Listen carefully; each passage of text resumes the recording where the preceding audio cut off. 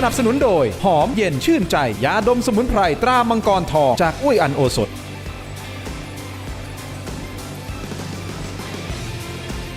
สวัสดีครับตอนรับทุกท่านเข้าสู่รายการถกไม่เถียงนะครับกับผมทินโชค กมลกิจนะฮะทางช่องวัน31นะครับคุณผู้ชมประเด็นที่ผมจะถกวันนี้ต่อเนื่องเรื่องของการเมืองนะครับต้องใช้คำนี้ฮะว่าเป็นวาทะแห่งปีหรือเปล่านะครับเริ่มต้นมาแค่9วันสำหรับปีพุทธศักราช2569ก็คือประโยคที่บอกว่าเหนื่อยฟังหนิมนะโอ้โหร้อนแรงเหลือเกินนะฮะกับเวทีปราศัยของพรรคเพื่อไทยเมื่อวานนี้นะครับคุณผู้ชมครับการเมืองเริ่มร้อนแรงนะครับการขยับของพรรคการเมืองต่างๆก็เข้าสู่ห่วงก็ยังไม่ท้ายๆนะฮะแต่ว่ากำลังจะเข้าสู่ห่วงท้ายๆแล้วนะครับเพราะฉะนั้นการแข่งขันก็ดุเดือดนะครับคุณผู้ชมครับวันนี้จะมาวิเคราะห์การเมืองกันในหลากหลายมิติมีหลากหลายประเด็นนะครับเรื่องของพรรคเพื่อไทยเรื่องของพรรคประชาชนเรื่องของภูมิใจไทยนะฮะยังมีประเด็นของร้อยเอกธรรมนัฐพรหมเผ่านะที่ทาง DSI ก็จอนะฮะว่าจะเรียกสอบเกี่ยวกับประเด็นเรื่องของสแกนม่านตาด้วยนะครับคุณผู้ชมครับพลาดไม่ได้วันนี้ชัดเจนในทุกๆประเด็นนะฮะรวมถึงมีการปล่อยข่าวออกมานะฮะมีเป็นภาพออกมาบอกว่าเนี่ยสื่อสามารถที่จะไปซื้อสื่อได้ในการลงนะประชาสัมพันธ์ต่างๆนะครับคุณผู้ชมเอาละท่านแรกนะที่จะมาพูดคุยกับเรานะครับท่านเป็นผู้ในการสถาบันวิเคราะห์การเมืองและนโยบายนะครับรองศาสตราจารย์ดร.ธนพรศรียางกูลครับสวัสดีครับสวัสดีครับสวัสดีครับขออนุญาตเดี๋ยวอาจารย์ขออนุญาตอาจารย์ยังไงเนี่ยเอ้าโชว์เห็นชอบเดี๋ยวที่8เดี๋ยวอาจารย์อ้าวอะไรเนี่ยเห็นชอบรายการเห็นชอบหน้าตาผมดีไม่เท่าคุณแต่อาศัยพร็อพเดี๋ยวได้มาคุยกันเรื่องของเสื้อนะครับผมสวัสดีท่านอยู่ในรายการกับเรานะครับเป็นนักกฎหมายอิสระนะครับและผู้ก่อตั้งสำนักกฎหมาย VLA นะครับอาจารย์วิรพัฒน์ประยวงศ์ครับสวัสดีครับอาจารย์สวัสดีครับอาจารย์นิวครับขอบคุณทั้งสองท่านที่ให้เกียรติรายการมีเสื้อแบบเขาไหมไม่มีเอาเคลียร์ประเด็นนี้ก่อนอาจารย์อย่างนี้ถือว่าไม่ผิดเหรอฮะอ้าวกฎหมายประชามติเขาให้ทำได้นะครับอ๋อนี่คือบอกว่าให้รณรงค์การนี้คือพระราชบัญญัติการออกเสียงประชามติคือเราต้องแยกให้ออกนะครับว่าช่วงนี้เนี่ยมันก็หาเสียงเลือกตั้งใช่ไหมฮะหาเสียงเลือกตั้งมันก็มีกฎหมายของมันนะครับพรรคการเมืองจะไปลงโฆษณาอะไรอย่างคุณว่าเนี่ยมันก็ต้องไปดูกฎหมายการเลือกตั้งไปดูกฎหมายพรรคการเมืองคุณก็ปฏิบัติให้เป็นไปตามกฎหมายส่วนการรณรงค์ประชามติเนี่ยมันเป็นการปฏิบัติตามกฎหมายประชามตินะครับใช่ไหมอันนี้เป็นเรื่องปกติฮะทั้งโลกเขาก็ทำกันแบบนี้แต่ผมติดตรงนี้คืออาจารย์กาแบบนี้8กุมภากาแต่อาจารย์เขียนเขาว่าเห็นชอบแต่ในเวลาเดียวกันมันก็มีคนอาจจะไม่เห็นชอบก็ผมเชิญชวนนะใครที่ไม่เห็นชอบรีบไปทำเสื้อแบบนี้แล้วก็ชวนผมไปด้วยแล้วเดี๋ยวเราไปถ่ายรูปด้วยกันอ๋อก็คือคนนึงเห็นชอบคนนึงไม่เห็นชอบไม่มีปัญหาหรอกครับเพราะวันนี้อะไรรู้ไหมผมพูดตรงๆนะอาจารย์นิวรัฐบาลกับกกตเนี่ยไม่รู้นอนหลับอยู่หรือเปล่าทำไมฮะผมเรียนว่าการทำประชามติเนี่ยการรณรงค์การประชาสัมพันธ์เนี่ยหน้าที่ตามกฎหมายนะครับเป็นหน้าที่ของกกตและรัฐบาลนะฮะรัฐบาลเนี่ยนะครับในฐานะประกาศสำนักนายกที่ประกาศวันทำประชามติแล้วในประกาศฉบับนั้นก็บอกคำถามประชามติด้วยเพราะฉะนั้นเป็นหน้าที่ของรัฐบาลด้วยผมก็ต้องถามท่านนายกตรงๆแหละว่าท่านนายกเนี่ยนะครับตื่นหรือยังนะครับเพราะวันนี้เนี่ยคนไม่รู้เรื่องประชามติเยอะมากแล้วผมเรียนนะครับว่ารัฐธรรมนูญฉบับนี้เนี่ยนะครับเอาแค่หลักพื้นฐานนะกฎหมายเนี่ยมันต้องแก้ไขได้มันต้องปรับปรุงได้ผมเอาหลักพื้นก่อนเพราะนั้นนี่เป็นประตูบานแรกที่จะปรับปรุงแก้ไขแล้วเราจะไม่เปิดประตูได้ยังไงนี่พื้นฐานที่สุดแล้วได้แต่เรียนเชิญแต่ใครไม่เห็นชอบเอาแล้วแต่แล้วเดี๋ยวมานัดกินข้าวกับผมเลยแล้วแต่แน่นอนอาจารย์นิวที่ผ่านมาคุณเคยมารายการถกไม่เถียงหลายครั้งแต่ละครั้งที่มานะครับก็แฟนๆรายการก็บอกชัดเจนเลยนะโอ้อาจารย์นิวเนี่ยนายแบกพรรคเพื่อไทยนะครับแล้วเมื่อวานนี้เองคุณผู้ชมครับก็ทางด้านของปราศัยใหญ่ของพรรคเพื่อไทยก็มีวาทะเด็ดก็วาทะเด็ดแห่งปีซึ่งปีนี้ก็เพิ่งผ่านมาแค่9วันนะครับแต่จะอยู่เป็นวาทะเด็ดยาวจนถึงสิ้นปีหรือเปล่าคุณผู้ชมครับไปฟังท่านนี้กันหน่อยนะครับก็คือคุณหัวหน้าพรรคเพื่อไทยกับประโยคนี้ครับไปฟังครับหนูเอ้ยหนูฟังหนิมนะหนิมจะบอกหนูว่าที่หนูบอกว่าพูดแล้วทำอ่ะแต่ที่ทำมาไม่ตรงกับที่พูดสักอย่างหนูบอกว่าจะแก้รัฐธรรมนูญแต่หนูล้มกระดานจนการแก้รัฐธรรมนูญล้มเหลวหนูบอกว่าจะไม่แทรกแซงคดีแต่คดีหัวสวคดีเขากระโดงไม่เดินหน้าหนูบอกว่าไม่กลัวการตรวจสอบแต่หนูยุบสภาหนี แล้วจะให้หนิมเนี่ยเชื่อหนูได้ยังไง หนูอย่าโกหกประชาชน แค่โกหกพรรคประชาชนก็แย่แล้ว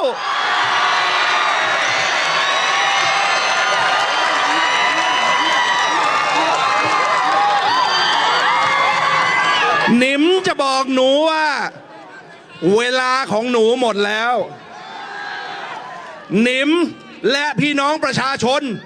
จะพาเชนยศชนันท์วงศ์สวัสดิ์เข้าทำเนียบเป็นนายกรัฐมนตรี เวลาของหนูหมดแล้วไปมันเป็นเพลงเลยนะฮะอันนี้อาจารย์นิวอันนี้คือยุทธศาสตร์ของพรรคเพื่อไทยตอนนี้เหมือนเป็นการโจมตีพรรคภูมิใจไทยค่อนข้างหนักเลยนะครับว่าพูดแล้วทำใช่ไหมสโลแกนของเขาอ่ะกลายเป็นว่าพูดแล้วไม่ได้ทำอันนี้อาจารย์นิวมองนี่คือยุทธศาสตร์ในการจะใช้คำว่าอย่าใช้คำว่าด้อยค่าเลยนะแต่เป็นการเหมือนแบบว่าโจมตีฝั่งตรงข้ามเพื่อดึงคะแนนนิยมให้ตัวเองใช่ไหมมันคือการต่อสู้ทางการเมืองซึ่งเป็นเรื่องที่ถูกต้องมากนะครับเหมือนที่ท่านอาจารย์จ๊ะบอกเลย การที่ประชาชนต้องการจะรณรงค์ให้เห็นชอบในการทำประชามติ หรือนักการเมืองจะรณรงค์ว่าฝ่ายตรงข้ามตัวเลือกอื่นเนี่ยมีปัญหาอย่างไรเป็นเรื่องปกติมาก แต่ถ้าเราฟังสารให้ดีเนี่ยนะครับหนูนะครับฟังหนิมแล้ววันนี้ต้องฟังนิวนะฮะเพราะว่าความจริงเนี่ยมันเป็นการใช้ยุทธศาสตร์ในการโจมตีคุณหนูอนุทินซึ่งมันโยงไปถึงพรรคส้มด้วยถ้าเราฟังสารดีๆเนี่ยมันไม่ใช่การโจมตีเฉพาะตัวพรรคภูมิใจไทยแต่มันมีประโยคนึงถูกไหมแค่หลอกส้มเนี่ยก็แค่หลอกพรรคประชาชนก็หนักหนาสาหัสแล้วอย่ามาหลอกประชาชนคนธรรมดาอีกเลยความหมายถ้าจะตีความต่อก็คือพรรคประชาชนเนี่ยไม่ได้ถูกหลอกหรอกครับแต่พรรคประชาชนมีส่วนทำให้พรรคภูมิใจไทยและคุณอนุทินเนี่ยกลายมาเป็นฐานอำนาจทางการเมืองซึ่งสามารถดูดสสดูดตัวเลือกเข้าไปและทำให้วันนี้การต่อสู้ทางการเมืองเนี่ยมันไม่เหมือนเมื่อก่อนเนี่ยเราเคยมองว่าเฮ้ยพรรคสองพรรคใหญ่มันก็ต้องเป็นพรรคเพื่อไทยกับพรรคประชาชนก้าวไกลหรืออนาคตใหม่แต่ตอนนี้ด้วยความที่ว่าคุณเท้งและก็สสพรรคส้มไปโหวตให้กับคุณอนุทินอยู่ในตำแหน่งสั้นๆแต่สามารถกระพือปีกดูดสสจากหลายๆพรรคไปรวมไว้ที่ตัวเองบ้านเล็กบ้านใหญ่สามารถเตรียมพร้อมที่จะเข้าสู่การเลือกตั้งมันก็เลยเกิดคำถามว่าที่เราจะต้องมาโต้แย้งถกเถียงกันว่าใครจะตั้งรัฐบาลอย่างไรเนี่ยมันเป็นฝีมือของพรรคคุณอนุทินอย่างเดียวหรือมันเป็นผลจากการถูกหลอกหรือสมยอมให้เขาหลอกโดยพรรคส้มด้วยหรือเปล่าคือตอนนี้มีการอ่านเกมการเมืองคุณผู้ชมครับด้วยคะแนนเสียงที่คาดว่านะ3 พรรคใหญ่จะได้คะแนนมากที่สุดก็คือไม่ได้ในตามลำดับนะแต่ว่า3 พรรคใหญ่ก็จะมีพรรคเพื่อไทยภูมิใจไทยพรรคประชาชนเพราะฉะนั้นกับการที่เพื่อไทยมาโจมตี2 พรรคนี้เพราะว่าโจมตีไปที่ภูมิใจไทยมันไปพ่วงประชาชนด้วยนั่นหมายความว่าเขากำลังจะบอกว่าโจมตีเสร็จปุ๊บดึงคะแนนเสียงให้พรรคเพื่อไทยในอนาคตเกิดเขาขึ้นมาเป็นอันดับหนึ่งเขาก็สามารถที่จะเป็นแกนนำจัดตั้งรัฐบาลนี่คือยุทธศาสตร์ลึกๆของพรรคเพื่อไทยใช่หรือไม่ความจริงยุทธศาสตร์ของทุกพรรคเลยครับเพราะว่าทุกพรรคก็ต้องการมีคะแนนเสียงเป็นอันดับหนึ่งนะครับแต่ว่าสิ่งที่มันซ่อนอยู่และลึกกว่านั้นนี่ก็คือถ้ากลับไปฟังข้อวิเคราะห์ผมตอนที่คุณอนุทินเนี่ยได้รับการโหวตจากพรรคส้มให้มาเป็นนายกเนี่ยผมตั้งคำถามว่ามันคือเกมการเมืองระยะยาวของพรรคส้มหรือเปล่าเพราะพรรคส้มรู้ดีครับว่าเวลาเขาสู้เนี่ยเขาไม่ได้สู้กับพรรคเพื่อไทยอย่างเดียวเขากำลังจะทำให้พรรคเพื่อไทยเนี่ยต้องไปสู้คุณอนุทินด้วยเพราะในหลายจังหวัดที่เราไปดูการเลือกตั้งที่ผ่านมานี่ครับคะแนนของสีส้มสีแดงสีน้ำเงินเนี่ยหลายพื้นที่ที่สีน้ำเงินและสีแดงแย่งกันสีส้มอาจจะไม่รู้สึกว่าตัวเองต้องไปแย่งกับเขามากแต่สีน้ำเงินกับสีแดงบางทีต้องแย่งกันเพราะฉะนั้นการที่ทำให้สีน้ำเงินแข็งขึ้นมามันคือยุทธศาสตร์ระยะยาวของพรรคประชาชนที่ต้องการจะชิงจังหวะความได้เปรียบทางการเมืองพูดง่ายๆคือสร้างศัตรูให้พรรคเพื่อไทยต้องเหนื่อยมากขึ้นเพราะถ้าเกิดสมมติพรรคเพื่อไทยสู้กับส้มอย่างเดียวเนี่ยมันมีโอกาสเพลียงพล้ำได้แต่ตอนนี้ดึงคุณอนุทินเข้ามาในสังเวียนแล้วมันจึงเป็นเกมของพรรคเพื่อไทยที่ต้องโต้กลับทั้งพรรคสีน้ำเงินและก็พ่วงพรรคส้มไปในข้อความการโต้แย้งด้วยอาจารย์ธนพรมองครับผมอาจารย์จะมองไงประเด็นนี้ผมไม่มองยังไงหรอกครับคนเป็นพรรคการเมืองก็ต้องแข่งกันนะครับไม่เห็นจะมีอะไรแปลกเลยยุทธศาสตร์ก็ปกติและวันนี้ที่บอกว่าใครไม่จับกับใครอย่าเพิ่งไปเชื่อเลยนะครับเพราะในความเป็นจริงนะครับตราบใดที่ตัวเลขมันยังไม่ออกนะครับมันยังเป็นน้ำลายทั้งนั้นแหละนะครับอันนี้ผมพูดความเป็นจริงเลยคุณไม่เคยตั้งรัฐบาลน่ะคุณไม่รู้หรอกว่าเวลาตั้งรัฐบาลน่ะเขาเริ่มจากกระบวนการแบบไหนเวลาตั้งรัฐบาลนะครับกระบวนการที่1เนี่ยเริ่มแบบไหนต้องเอาตัวเลขก่อนครับโอเค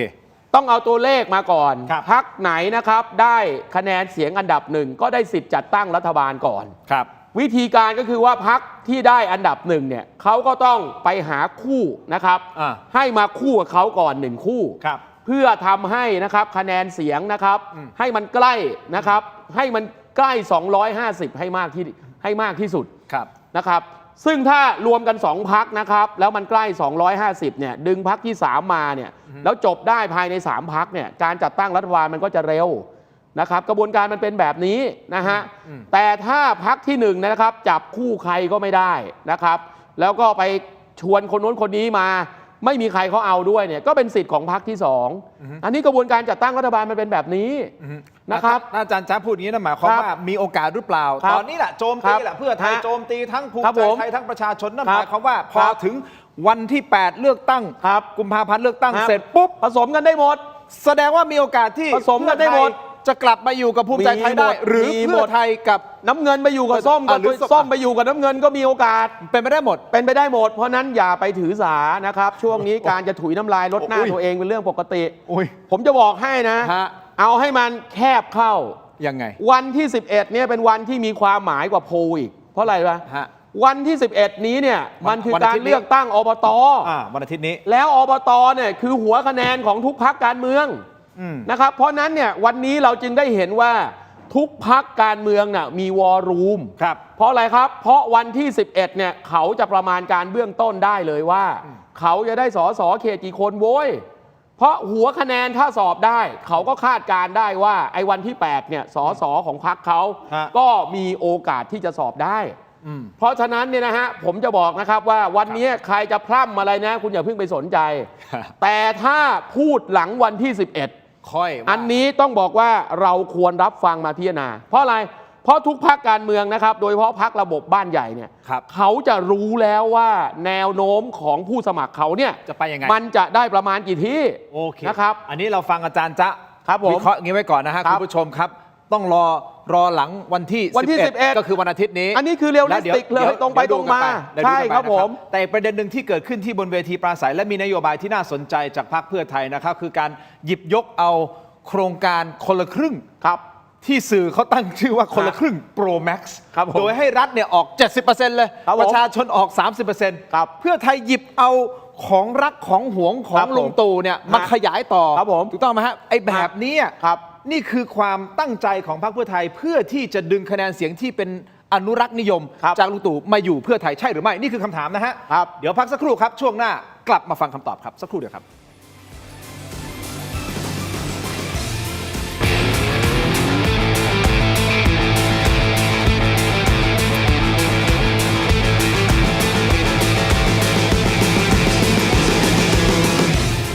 ขณะนี้อย่ารอช้า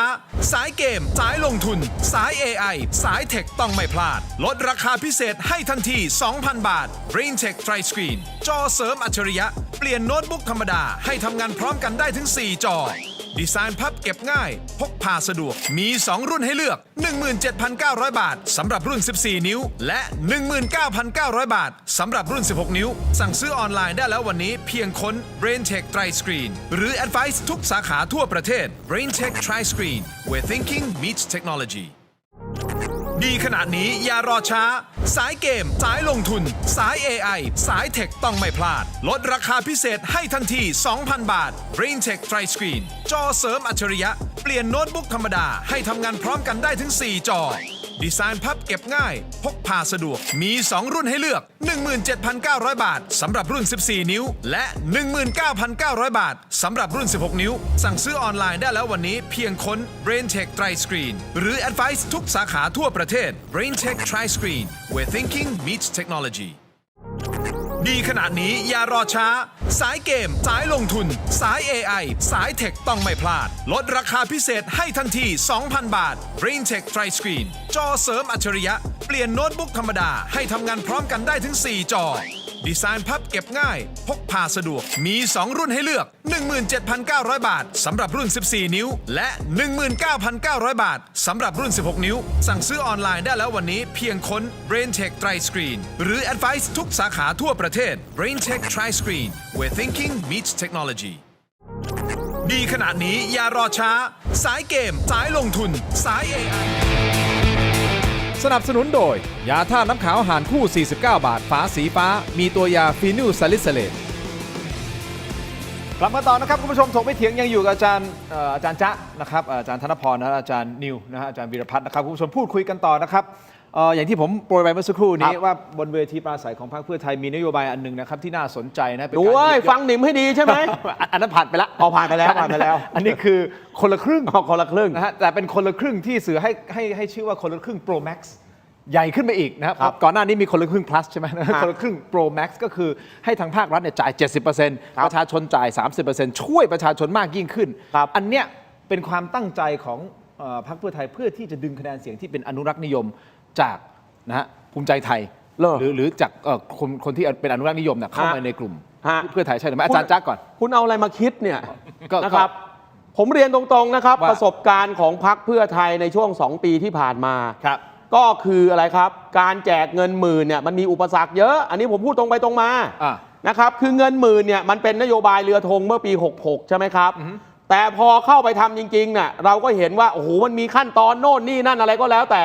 นะครับสุดท้ายเนี่ยไอ้แจกเงินหมื่นเนี่ยมันก็ไปไม่ได้นะครับผมเนี่ยยังมองในเชิงบวกว่า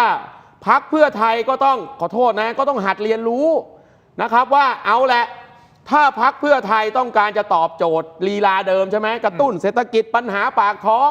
นะครับแล้วถ้าเดินไปสุดเงินหมื่นเนี่ยมันทำไม่ได้เพราะเจอของจริงมาแล้วเนี่ยนะครับแจกเงินหมื่นขอโทษนะเจอตีนถีบเข้ามาโอ้โหไปไม่ได้เลยมันก็ต้องไปหาแนวทางอื่นนะครับที่มันยึดถือบนอะไรครับบนอัตลักษณ์ของพรรคใน DNA นะครับก็คือการปัญหาปากท้องแจกเงินแจกทองอะไรก็ว่ากันไปกระตุ้นเศรษฐกิจนะครับเพราะฉะนั้นแล้วเนี่ยไอ้แนวเรื่องนี้เนี่ยนะครับที่เรียนรู้มาก็คือว่าเฮ้ยถ้าชาวบ้านออกนะครับครึ่งหนึ่งรัฐบาลออกส่วนครึ่งหนึ่งเนี่ยนะครับอย่างน้อยที่สุดเนี่ยข้อกฎหมายมันไม่มีใครด่านะครับเพราะคนจะมาด่าว่าเฮ้ยเอาเงินหลวงไปละลายน้ำไม่ได้อ้าวเงินชาวบ้านก็ออกด้วยแล้วคราวนี้คุณอนุทินก็คิดแบบนี้ไม่งั้นจะมีไอ้อะไรนะคนละครึ่ง plus ได้ยังไงนะครับผมจะบอกว่าเรื่องนี้เนี่ยนะครับมันคือการถอดบทเรียนจากประสบการณ์จริงนะครับไอ้ส่วนจะดึงเสียงอนุรักษ์นิยมนะผมบอกให้นะอนุรักษ์นิยมเนี่ยนะครับเขาเนี่ยไม่เลือกนายใหญ่อยู่แล้วยิ่ง DNA นายใหญ่เป็นแคนดิเดตนายกหลานในไส้เนี่ยยิ่งไม่เลือกเพราะนั้นเรื่องนี้ไม่เกี่ยวกันแต่ผมจะบอกว่าที่พรรคเพื่อไทยยิงประเด็นนี้เพราะอะไรรู้ป่ะความจริงคือพรรคสีส้มเนี่ยนะครับ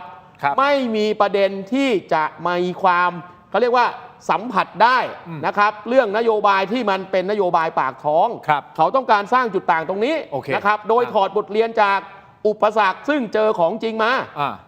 อาจารย์นิวมองไงครับประเด็นนี้คำถามเดียวกันทุกพรรคการเมืองนะครับต้องการชิงคะแนนเสียงและการที่จะมีนโยบายลดแลกแจกแถมหรือที่เราเคยเรียกกันว่านโยบายประชานิยมเนี่ยไม่ได้เป็นเรื่องแปลกสิ่งสำคัญคือแนวคิดทางเศรษฐกิจการจะกระตุ้นเศรษฐกิจเนี่ยกระตุ้นน้อยๆบางทีมันอาจจะเสียหายมากกว่ากระตุ้นเยอะๆนะครับเหมือนกับเราจะรักษาโรคทั้งทีเนี่ยเราอัดยาครับแรงๆเพื่อให้เอาไข้เอายาแรงเพื่อเอาไข้ให้อยู่คุณไปใส่ยาน้อยๆเนี่ยมันก็ดื้อยาถูกไหมครับคือหลักการแนวคิดในเชิงเศรษฐศาสตร์การกระตุ้นเศรษฐกิจเนี่ยมันต้องทำให้เกิดผลเพียงพอเพื่อจะทำให้เศรษฐกิจเนี่ยมันเครื่องมันร้อนคราวนี้นโยบายเงินหมื่นเป็นนโยบายที่มีแนวคิดทางเศรษฐกิจรองรับแต่ไปติดขัดตรงระบบราชการผ่านไม่ได้จะทำนู่นทำนี่คนนั้นก็ขัดไปหมดพอภูมิใจไทยมาปุ๊บอาจจะหย่อนเล็กหย่อนน้อยอาจทำได้ใช่ไหมครับมันไม่ใช่เรื่องครั้งแรกนะถ้าท่านผู้ชมลองนึกย้อนกลับไปเนี่ยเราอยู่ตรงอโศกใช่ไหมสตูดิโอเนี่ยเดี๋ยวจะมีรถไฟแอร์พอร์ตแอร์พอร์ตลิงก์ตั้งแต่สมัยรัฐบาลยิ่งลักษณ์ชินวัตรก็ท่านผู้ว่าชาติชาติคนปัจจุบันเนี่ยแหละเป็นรัฐมนตรีที่พยายามจะสร้างรถไฟความเร็วสูงก็ศาลรัฐธรรมนูญก็ไม่ให้ทำนะครับพอมาถึงรัฐบาลประยุทธ์ก็รางคู่ก็มากันเลยเห็นไหมเพราะฉะนั้นวิธีการตีความเนี่ยมันถึงกลับไปที่เสื้อของอาจารย์จ๊ะเนี่ยว่าปัญหาเนี่ยเอาเสื้อกูแล้วเสื้อเนี่ยคือตัวสำคัญเลยที่บอกว่าที่เราต้องแก้รัฐธรรมนูญที่เราต้องการทำให้การเมืองไทยมันกลับมามีเสถียรภาพให้รัฐบาลที่มาจากการเลือกตั้งประชาชนจริงๆสามารถทำงานได้อย่างต่อเนื่องไม่ใช่ว่า2ปีก็เลือกตั้ง1ปีก็เลือกตั้งแล้วก็เอานโยบายมาล่อประชาชนไปเรื่อยแต่มันไม่มีความต่อเนื่องเชื่อมโยงกันนั่นคือข้อสังเกตข้อที่1แต่ข้อสังเกตที่ผมอยากจะเสนอต่อก็คือซิกเนเจอร์หรือลายลักษณ์ตัวตนอัตลักษณ์ทางการเมืองของพรรคเพื่อไทยเนี่ยก็คือความเป็นการเมืองที่กินได้เป็นการเมืองที่สัมผัสได้ไม่ใช่การเมืองเชิงคุณค่าอัตลักษณ์หรือว่าเชิงอุดมการณ์อย่างเดียวนั้นผมเห็นด้วยกับอาจารย์จ้าว่าเวลาเราฟังการปราศัยของพรรคเพื่อไทยเนี่ยมันเป็นการปราศัยที่ประชาชนรู้ว่าฉันจะได้เงินแบบเนี้ยฉันจะได้รับประโยชน์แบบเนี้ย ในขณะที่การฟังปราศัยของพรรคส้มเนี่ยมันเป็นเรื่องเชิงอุดมการณ์ความคิดซึ่งก็มีข้อดีเหมือนกันนะครับอันนี้ก็แล้วแต่ประชาชนจะคิดตัดสินใจ แต่ผมกลับมาที่คำถามคุณทินว่ามันเป็นการพยายามชิงกลุ่มอนุรักษ์นิยมหรือเปล่าใช่หรือเปล่าความจริงตรงนี้พูดตรงๆนะครับ ว่า คุณจะอนุรักษ์นิยมหรือคุณเสรีนิยมและคุณได้เงินในกระเป๋าเนี่ยผมคิดว่าคนส่วนใหญ่ก็แอบชอบเหมือนกันแต่คำว่าอนุรักษ์นิยมในทางทฤษฎีทางการเมืองการปกครองเนี่ยโดยปกติแล้วคอนเซอร์เวทีฟหรืออนุรักษ์นิยมเนี่ยหมายความว่าคุณจะต้องระมัดระวังในการใช้จ่ายนะคุณจะต้องประหยัดคุณจะต้องให้กลไกของตลาดมันดำเนินไปโดยธรรมชาติ เช่นใครเก่งคุณก็จ่ายภาษีนะครับใครไม่เก่งคุณก็ต้องได้รับเงินอุดหนุนน้อยแต่การที่จะมาบอกว่ามาแจกเงินเพื่อช่วยกระตุ้นเศรษฐกิจเนี่ยมันเป็นนโยบายเชิงเสรีนิยมเป็นนโยบายในเชิงว่ารัฐบาลจะต้องเข้ามาแทรกแซงกลไกตลาดแต่ปรากฏว่าเวลาเราพูดถึงเรื่องอนุรักษ์นิยมเนี่ยเราไปมองว่าเป็นกลุ่มที่เป็นกลุ่มอำนาจเก่าที่ยึดติดกับกลุ่มภูมิใจไทยซึ่งผมมองว่าการเลือกตั้งครั้งนี้ถ้าเราทำความเข้าใจกับเรื่องเสรีนิยมอนุรักษ์นิยมให้มันเป็นสากลมากขึ้นเป็นหลักการในทางการเมืองซึ่งตอบโจทย์ความคิดระยะยาวมากขึ้นก็จะทำให้การโต้แย้งเรื่องนโยบายเหล่านี้น่าสนใจมากขึ้นโอเคงั้นผมไปต่อเลยนะครับคุณผู้ชมคือเต็งหนึ่งของพรรคเพื่อไทยก็คือแคนดิเดตนายกรัฐมนตรีอันดับหนึ่งเลยนะครับครับผมอาจารย์เชนคุณยศชนันท์วงศ์สวัสดิ์นะฮะประกาศกล้าวบนเวทีเลยนะครับบอกว่าคนไทยต้องไร้จนและไร้จนอย่างยั่งยืนไปฟังเสียงกันก่อนครับไม่ธรรมดาเว้ยพี่น้องครับและสิ่งเหล่านี้เราพร้อมที่จะประกาศทันทีว่าหากเราเข้าไปคนไทยต้องไร้จนและไร้จนอย่างยั่งยืนครับพี่น้องถ้าเรารู้ว่าคนจนอยู่ที่ไหนเรารู้ว่าเขาจนเพราะอะไรเรารู้ว่าเขาเจ็บป่วยอยู่ที่ไหนเรารู้ว่าเขาติดเตียงอยู่ที่ไหนรัฐบาลสามารถช่วยเหลือได้แต่แค่ตอนนี้เราไม่รู้ว่าเขาอยู่ตรงไหนเพราะฉะนั้นนโยบายนี้คือการดูแลพี่น้องประชาชนให้ถึงที่สุดในสายตาของประชาชนด้วยหัวใจความรักประชาชนครับไม่มีสิ่งอื่นใดแอบแฝงครับพรรคเพื่อไทยหัวใจคือประชาชนครับพี่น้องครับวันที่8กุมภาพันธ์หลายคนอาจจะมองว่าเป็นวันเลือกตั้งแต่สำหรับพวกเรามันคือวันแห่งความหวังวันที่จะเปลี่ยนประเทศไทยวันที่จะยกเครื่องประเทศไทยไปตลอดกาลยกเครื่องประเทศไทยเพื่อไทยทำได้เลือกทั้งคนทั้งพรรคครับขอบคุณครับ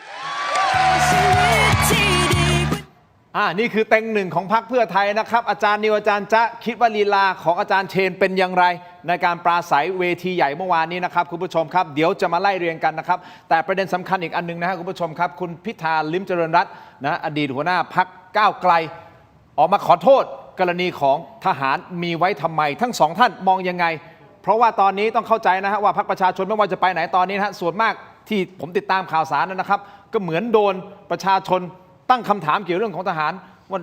ออกไปแล้วโดนด่าเยอะนะฮะคุณผู้ชมครับอันนี้เป็นอีกวิธีหนึ่งอีกกลยุทธ์หนึ่งหรือเปล่าเพื่อที่จะบอกว่าเฮ้ยเดี๋ยวนะผมขอโทษในประเด็นนี้ให้กระแสโดนด่าลดน้อยลงใช่หรือไม่พักสักครู่ครับช่วงหน้าถกไม่เถียงครับ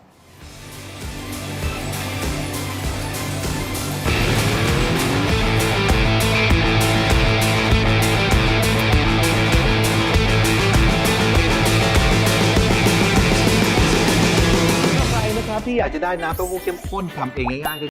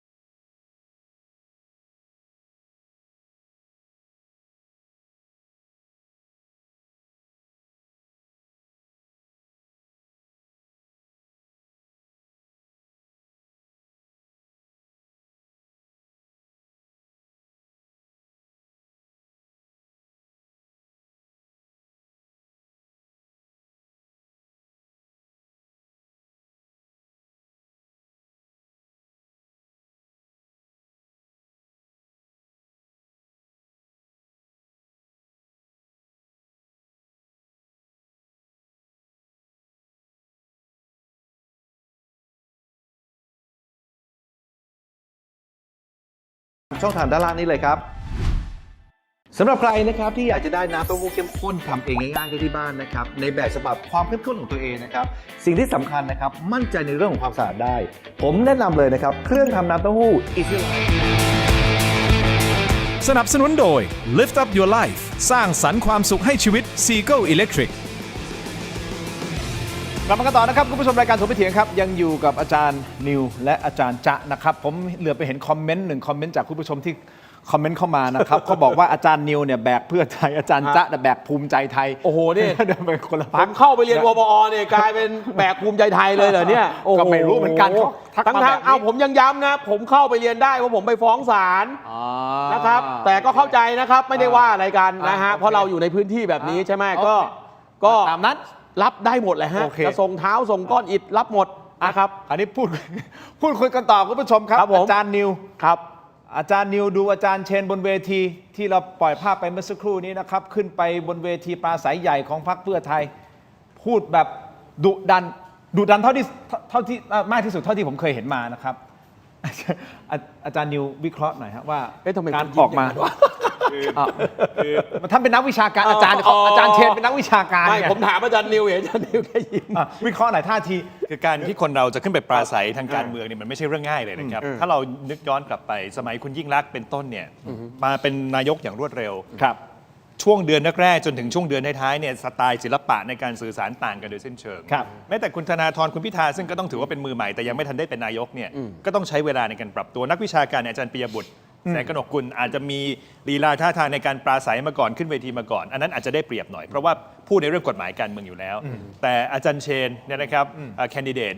ของเพื่อไทยเนี่ยต้องเข้าใจว่าท่านก็ไม่ได้แสดงทัศนะหรือความคิดเห็นทางการเมืองมาก่อน ครับ เพราะฉะนั้นผมคิดว่าความสามารถที่จะขึ้นเวทีได้แบบนี้ต้องชมนะไม่ใช่คนทั่วๆไปที่อยู่ดีสอนวิทยาศาสตร์แล้วจะสามารถมาขึ้นเวทีพวกนี้ได้ แต่ผมคิดว่าสิ่งสำคัญที่อาจารย์เชนย้ำเสมอ แล้วผมพยายามฟังทุกครั้งที่มีการถามเนี่ยก็คืออาจารย์เชนไม่ได้ทำงานคนเดียว นี่คือการทำงานในฐานะทีมพรรคเพื่อไทย จะบอกว่าเป็นทีมชินวัตรเขาก็ภูมิใจ นี่คือประสบการณ์ทางการเมืองที่สั่งสมกันมา แล้วผมคิดว่าการที่คนคนหนึ่งไม่เคยเป็นนักการเมืองมาก่อน เป็นนักวิชาการทำงานด้านวิทยาศาสตร์มาสามารถลุกขึ้นยืนปราศัยเดินสายทั่วประเทศไทยเนี่ยมันเป็นเรื่องของ DNA เหมือนกันครับมันเป็นเรื่องของจิตวิญญาณทางการเมืองที่อยู่ในสายเลือดของดร.เชนเหมือนกัน งั้นก่อนที่ผมจะไปที่อาจารย์นิวด้วยความเคารพนะครับคนที่จะมาเป็นนายกรัฐมนตรี เอาละจะมาจากอาชีพอะไรมาก่อนหน้านี้ อันนั้นคือไม่สำคัญ แต่ถ้าเกิดผมไม่รู้นะวันข้างหน้าการเลือกตั้งจะเป็นยังไงใครจะเป็นรัฐบาล ผมไม่รู้ แต่ถ้าสมมตินะครับสมมติเกิดอาจารย์เชนได้เป็นนายกรัฐมนตรี จริง ๆ อาจารย์เชนพูดตรงๆนะครับ ลูกล่อลูกชน การที่จะแฮนเดิลการที่จะบริหารคณะรัฐมนตรีพรรคการเมืองอื่นพรรคร่วมรัฐบาลฝ่ายค้านนึกออกมาอภิปรายไม่ไว้วางใจอะไรไงบ้างดูแล้วอาจารย์เชนก็ยังต้องใช้เวลาอีกพักใหญ่ๆ ยาวๆนานๆหรือเปล่า กว่าที่จะออกมายืน ผมคิดว่าความแปลกใหม่นี่คือจุดน่าสนใจ ถ้าเราจำได้ตอนที่เปิดตัวอาจารย์เชนใหม่ๆเนี่ยคนตื่นเต้นกันมากเพราะอะไรเพราะเราเบื่อหน่ายกับนักกฎหมายนายพลนักธุรกิจใหญ่มา ก็ไม่ได้แปลว่าจะสามารถบริหารประเทศชาติได้อย่างราบรื่นถูกไหมครับเพราะฉะนั้นการเป็นนักวิทยาศาสตร์คิดนอกกรอบของวงในทางการเมือง แล้วก็มีความชาญฉลาดมีสติปัญญาที่เฉียบแหลม แสดงผลงานให้เป็นที่ประจักษ์ในระดับโลกมาได้เนี่ยน่าจะเป็นโอกาสที่ดีที่ทำให้คนไทยได้มีโอกาสเลือกคนใหม่ที่มีสไตล์การทำงานใหม่ๆเข้ามา ผมคิดว่าเนี่ยคือจุดเด่นของคุณเชน อาจารย์จะคำถามเดียวกัน ครับผม วิเคราะห์ ครับผม วิเคราะห์อาจารย์เชนเลยครับ ก็คือถ้าคุณเป็นแคนดิเดตนายกนะครับ แล้วคุณเปิดตัวจนถึงวันนี้เนี่ยมันหลาย10 วันแล้ว คุณปราศัยไม่ได้ คุณก็อย่ามาเป็นนายกเลย แล้วอย่างนี้ถือว่าโอเคเลย อ้าวก็พัฒนาการขึ้นไงนะครับ มันยังอาจจะพัฒนาการได้มากกว่านี้ อันนั้นก็แล้วแต่พรรคเพื่อไทยก็ต้องจัดโค้ชชิ่งอะไรก็ว่ากันไป แต่ถ้าเปรียบเทียบตั้งแต่จุดเริ่มต้นวันที่เปิดตัว ผมเนี่ยเป็นคนวิพากษ์วิจารณ์เองว่าไอ้วันที่อาจารย์เชนเปิดตัวเนี่ยนึกว่าฟังบรรยายที่มหาลัยมหิดลแต่เมื่อกี้นี้นะครับก็ต้องถือว่าพัฒนาขึ้นแต่จะพัฒนายังไงเนี่ยคุณไม่ได้สังเกตเหมือนผม ยังไงอาจารย์สังเกตยังไงครับมา พรรคเพื่อไทยเนี่ยนะครับ ฮะ เวลาเหมือนคุณฟังเพลงใช่ไหม ครับ ถ้าคุณเป็นแฟนเพลงยุค 80 ครับ อัศนีวสันต์ 80 90 ก็จะมีอัตลักษณ์เสียงลีดกีตาร์ ใช่ไหมครับ พอมาเป็นค็อกเทลที่มึงเลิกวงไป อัตลักษณ์เขาก็จะเป็นอีกแบบหนึ่ง โอ้โหอาจารย์ เอกลักษณ์แนวดนตรีมันคนละแบบใช่ไหมพรรคเพื่อไทยเนี่ยนะครับ เมื่อกี้นี้เนี่ยนะครับอาจารย์เชนเนี่ยแสดงว่าเริ่มอินแล้วเว้ย ยังไงฮะ เริ่มมีท่อนฮุก มีท่อนฮุก อ้าว ด้วย คนไทยไม่กิน ใช่มีเกียรติมีศักดิ์ศรีเมื่อกี้อาจารย์เชนบอกว่าไงคนไทยต้องไร้จนอย่างยั่งยืนเห็นไหมนี่คือลีลาท่อนฮุกของพรรคเพื่อไทยลีลาแบบนี้เนี่ยมันเกิดจากการโคชชิ่งนะครับเพราะฉะนั้นแล้วเนี่ยการที่อาจารย์เชนเนี่ยนะครับเขาเรียกว่าดีขึ้นในเรื่องการปราศัยเนี่ยนะครับตัวเองเนี่ยนะครับนอกจากภาษาพุทธเขาเรียกว่าต้องมีจิตตะแล้วเนี่ยก็ต้องบอกว่าโคชชิ่งหลังบ้านเนี่ยมีบทบาทสูงนะครับแล้วไอ้ลีลาแบบมีท่อนฮุกอย่างเงี้ยไอ้นี่มันคือเอกลักษณ์ของเพื่อไทยนะครับเป็นแบบนี้มาทุกยุคทุกสมัยคุณย้อนเทปคุณมีนายกนายน้อยตอนที่มาเปิดนโยบายเงินหมื่นได้ไหมคนไทยมีกินมีใช้มีเกียรติมีศักดิ์ศรีไปพร้อมๆกันเลยค่ะเหมือนอาจารย์เชนเมื่อกี้เปรียบถ้าอาจารย์จะเปิดประเด็นนี้มาผมก็จะถามต่อครับใช่ครับการโคชชิ่งการอะไรต้องมีทุกคนต้องมีโคชชิ่งหมดถูกต้องนะครับแล้วยืนตรงหน้าแต่พอถ้าเกิดได้เป็นนายกรัฐมนตรีจริงๆสถานการณ์บ้านเมืองมันไม่ใช่มามีเวลามาโคชชิ่งนะครับมันต้องเจอกับสถานการณ์บางทีในสถานการณ์ขับขันถูกต้องไหมฮะเหตุการณ์ต่างๆเหตุการณ์บ้านเมืองต่างๆที่มันถาโถมเข้ามาครับผมมันไม่ใช่มันโคชชิ่งยังไงไม่ได้แล้วครับสุดท้ายนายกต้องเป็นคนมายืนต้องเป็นคนมาตอบตรงนี้ฮะเป็นประเด็นที่เราก็อาจจะเคยเห็นในอดีตมาว่าเฮ้ยเราก็ตั้งคำถามว่าเฮ้ยเป็นนายกรัฐมนตรีคุณอย่าไปสนใจเราเคยมีนายกซึ่งบอกว่าได้รับฉายาว่าเตมีใบ้มาแล้วนะครับไม่พูดอะไรเลยพอนักข่าวถามกลับบ้านเธอลูก เรามีนายกซึ่งขี่ช็อปเปอร์โชว์ในซอยราชครูมาแล้วเรามีนายกต้องบอกว่าผมเป็นลูกแม่ค้าไตปลาในตลาดเราก็มีมาแล้วเรามีนายกซึ่ง no action talk only จอมโพเดียมนะครับที่วันนี้คัมแบ็กมาใส่เสื้อสีฟ้าก็มีมาแล้วเรามีนายกนะครับที่จะทุ่มโพเดียมแบบลุงตู่ก็มีมาแล้วใครเป็นนายกนะครับผมจะบอกว่าพอมาขึ้นตำแหน่งเป็นนายกเนี่ยเราชอบไม่ชอบนะครับมันอีกเรื่องหนึ่งแต่พอถึงตำแหน่งนั้นแหละครับ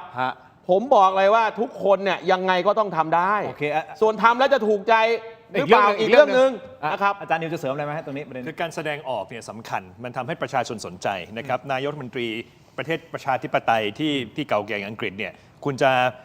โต้วาทีกับผู้นำฝ่ายค้านทุกๆวันพุธเนี่ยมันเป็นสิ่งที่สำคัญมากนะครับคราวนี้ถามว่าทำไมการเมืองไทยมันยังไม่พัฒนาไปถึงขั้นนั้นก็เพราะอะไรล่ะครับก็เพราะว่าเรามีนายกซึ่งพรรคที่ได้เสียงมากที่สุดในสภาเช่นพรรคส้มไปโหวตให้พรรคที่ได้เสียงข้างน้อยในสภามันเป็นไปได้ยังไงถูกไหมคือผมกำลังจะบอกว่ามันเลยไม่เกิดความเป็นธรรมชาติในทางการเมืองไงแล้วจะบอกว่าพรรคส้มเขาไม่มีทางเลือกหรือเปล่าถูกไหมคือถ้าวันนั้นเขาบอกว่าอ้าวพรรคเพื่อไทยได้เสียงเป็นอันดับ2พรรคเพื่อไทยก็จัดตั้งเป็นรัฐบาลหรือถ้าจะโทษสิ่งที่อยู่ที่เสื้ออาจารย์จ้าอีกแล้วเนี่ยนะครับรัฐธรรมนูญที่ไปบีบคั้นให้พรรคส้มตั้งรัฐบาลไม่ได้เพราะนั้นที่มีเสียงเป็นอันดับ1ผมก็เลยบอกว่าความผิดปกติทั้งหมดในทางการเมืองเนี่ยมันเลยปิดกั้นไม่ให้เกิดการพัฒนาการของตัวบุคลากรทางการเมืองอย่างต่อเนื่องมันเราเคยเห็นนายกคนไหนที่อยู่มาเลือกตั้งชนะมาแล้วอยู่ครบ4 ปีเกิน4 ปีไม่มีคนเดียวคุณทักษิณคนเดียวเท่านั้นมันแปลกประหลาดไหมนะครับว่าเราบอกว่าเราเป็นประชาธิปไตยแต่แป๊บก็เดี๋ยวทำกับข้าวก็ต้องไปย้ายที่ปรึกษาก็ต้องไปนะครับแต่งตั้งรัฐมนตรีก็ต้องไปนี่ขนาด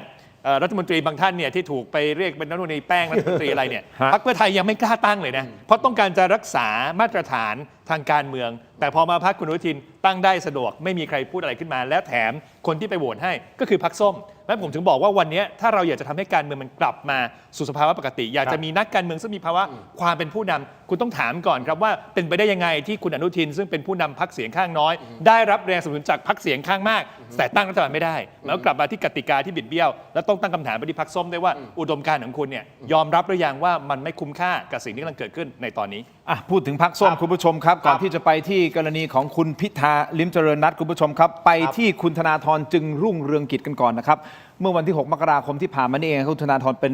ป็นผู้ช่วยหาเสียงพรรคประชาชนนะครับแล้วก็ท่านก็ได้ลงพื้นที่ไปที่จังหวัดอุบลราชธานีคุณผู้ชมไปช่วยหาเสียงในช่วงบ่ายให้กับคุณป.ปรเมศนะครับซึ่งเป็นผู้สมัครสสอุบลราชธานีเขต 3แล้วมีบางช่วงบางตอนที่คุณธนาธรพูดถึงใครสักคนหนึ่งที่มีนามสกุลเดียวกันบอกว่าคนเนี้ยทำให้บ้านเมืองล้าหลังไปฟังเสียงครับไปฟังเสียงก่อนอาจารย์เดี๋ยวมาวิเคราะห์กันฟังเสียงครับผมจะทำให้ดูพวกเราจะทำให้ดูอีกครั้งนี่กับพี่ปอนี่จะทำให้ดูร่วมกันจะหักปากกาเซียนอีกรอบเลยว่าพรรคนี้จะตั้งรัฐบาลรอบนี้ให้ดูนะครับเราจะทำสิ่งที่เป็นไปไม่ได้ให้เป็นไปได้อีกครั้งหนึ่งเรามั่นใจนะครับเรามั่นใจยังไง เมื่อวานท่านน่าจะเห็นแล้วเมื่อวานใครติดตามข่าวบ้างครับ เรานำมิติใหม่มาสู่การเมืองครับ เราประกาศทีมผู้บริหารประเทศของเราก่อนล่วงหน้า ถ้าใครยังไม่ได้ดูนะครับ เพราะอะไรที่บ้านเมืองมันล้าหลังแบบนี้ ก็พ่อแม่พี่น้องดูสิคนเป็นรัฐมนตรีเมื่อ 20-30 ปีที่แล้ววันนี้ยังเป็นรัฐมนตรีอยู่เลยเนาะนี่คนนามสกุลเดียวกับผมนี่โลกมันเปลี่ยนไปไกลแล้ว มันต้องเอาคนมีความรู้ความสามารถ คนที่เหมาะสมกับตำแหน่ง คุณผู้ชมครับพอประเด็นนี้ออกมานะฮะคุณอาครับมีศักดิ์เป็นคุณอาของคุณธนาธรนะครับ อาเจก ก็คือคุณสุริยะจึงรุ่งเรืองกิจนะครับก็ออกมาตอบโต้ทันที บอกว่าทำการเมืองให้หลานมันดูฟังเสียงท่านหน่อยครับ พี่น้องครับ ตลอดเส้นทางการเมือง 25 ปี ผมเป็นนักธรรม แต่เป็นนักธรรมที่ไม่เหมือนคนอื่น เพราะผมเป็นนักทำงานยากครับ งานที่ท้าทายครับ ถ้างานง่ายๆ ผมไม่ทำครับ ทุกงานที่ผมตั้งใจไม่เคยล้มเหลว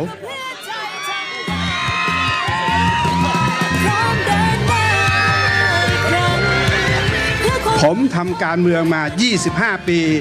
นอกจากทำเพื่อชาติบ้านเมือง ผมก็ทำให้หลานมันดูครับ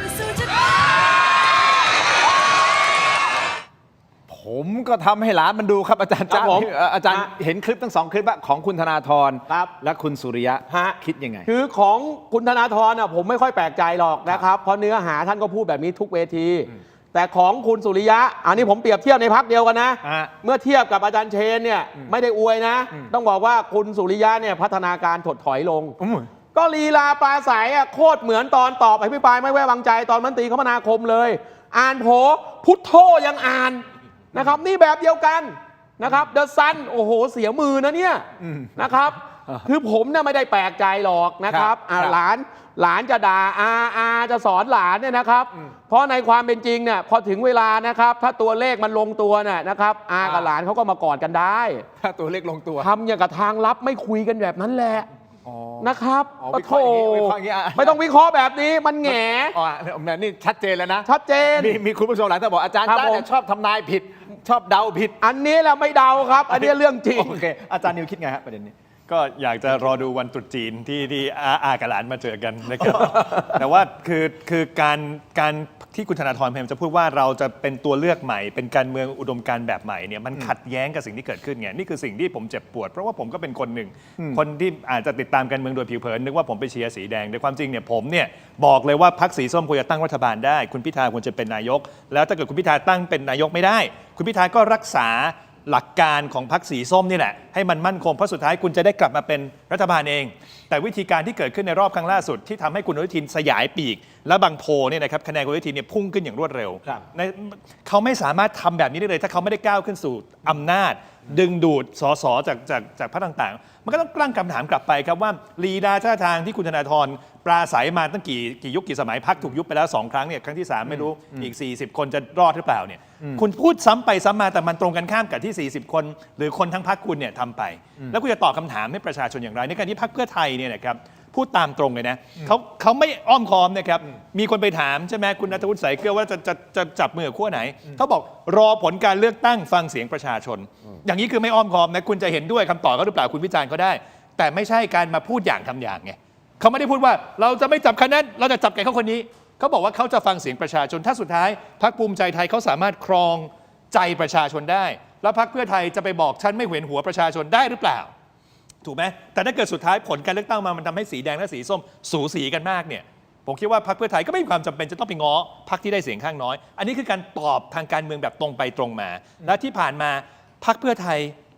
รัฐบาลอุ๊งอิ๊งก็กล้าที่จะปรับคุณอนุทินออกไม่ได้ต้องการจะรักษาคุณอนุทินไว้เพื่อรักษาอำนาจตัวเองแต่กล้าที่จะบอกว่าณเวลานี้ขอปรับครม.จนกระทั่งเกิดเรื่องคลิปเสียงคุณฮุนเซนเกิดเรื่องของการเปลี่ยนขั้วรัฐบาลและที่เจ็บปวดที่สุดคือแทนที่การเปลี่ยนขั้วรัฐบาลนั้นจะนำไปสู่การเลือกตั้งอย่างแฟร์ๆกลับมีการที่สีส้มไปโหวตให้สีน้ำเงินและทำให้วันนี้สมการทางการเมืองในการเลือกเนี่ยมันเปลี่ยนไปมันทำให้สีส้มได้เปรียบนะครับวันนี้สีส้มได้เปรียบเพราะว่าพรรคเพื่อไทยกับพรรคคุณอนุทินเนี่ยต้องแย่งคะแนนเสียงกันมากขึ้น จากเดิมที่มีแค่สีส้มกับสีแดงสู้กันวันนี้สีส้มกำลังผลักให้พรรคเพื่อไทยและพรรคคุณอนุทินต้องมาสู้กันด้วยเพราะไม่ว่าจะอย่างไรก็ตามเนี่ยพรรคสีส้มเขาไม่สามารถไปจับมือใครได้ง่ายๆอยู่แล้ว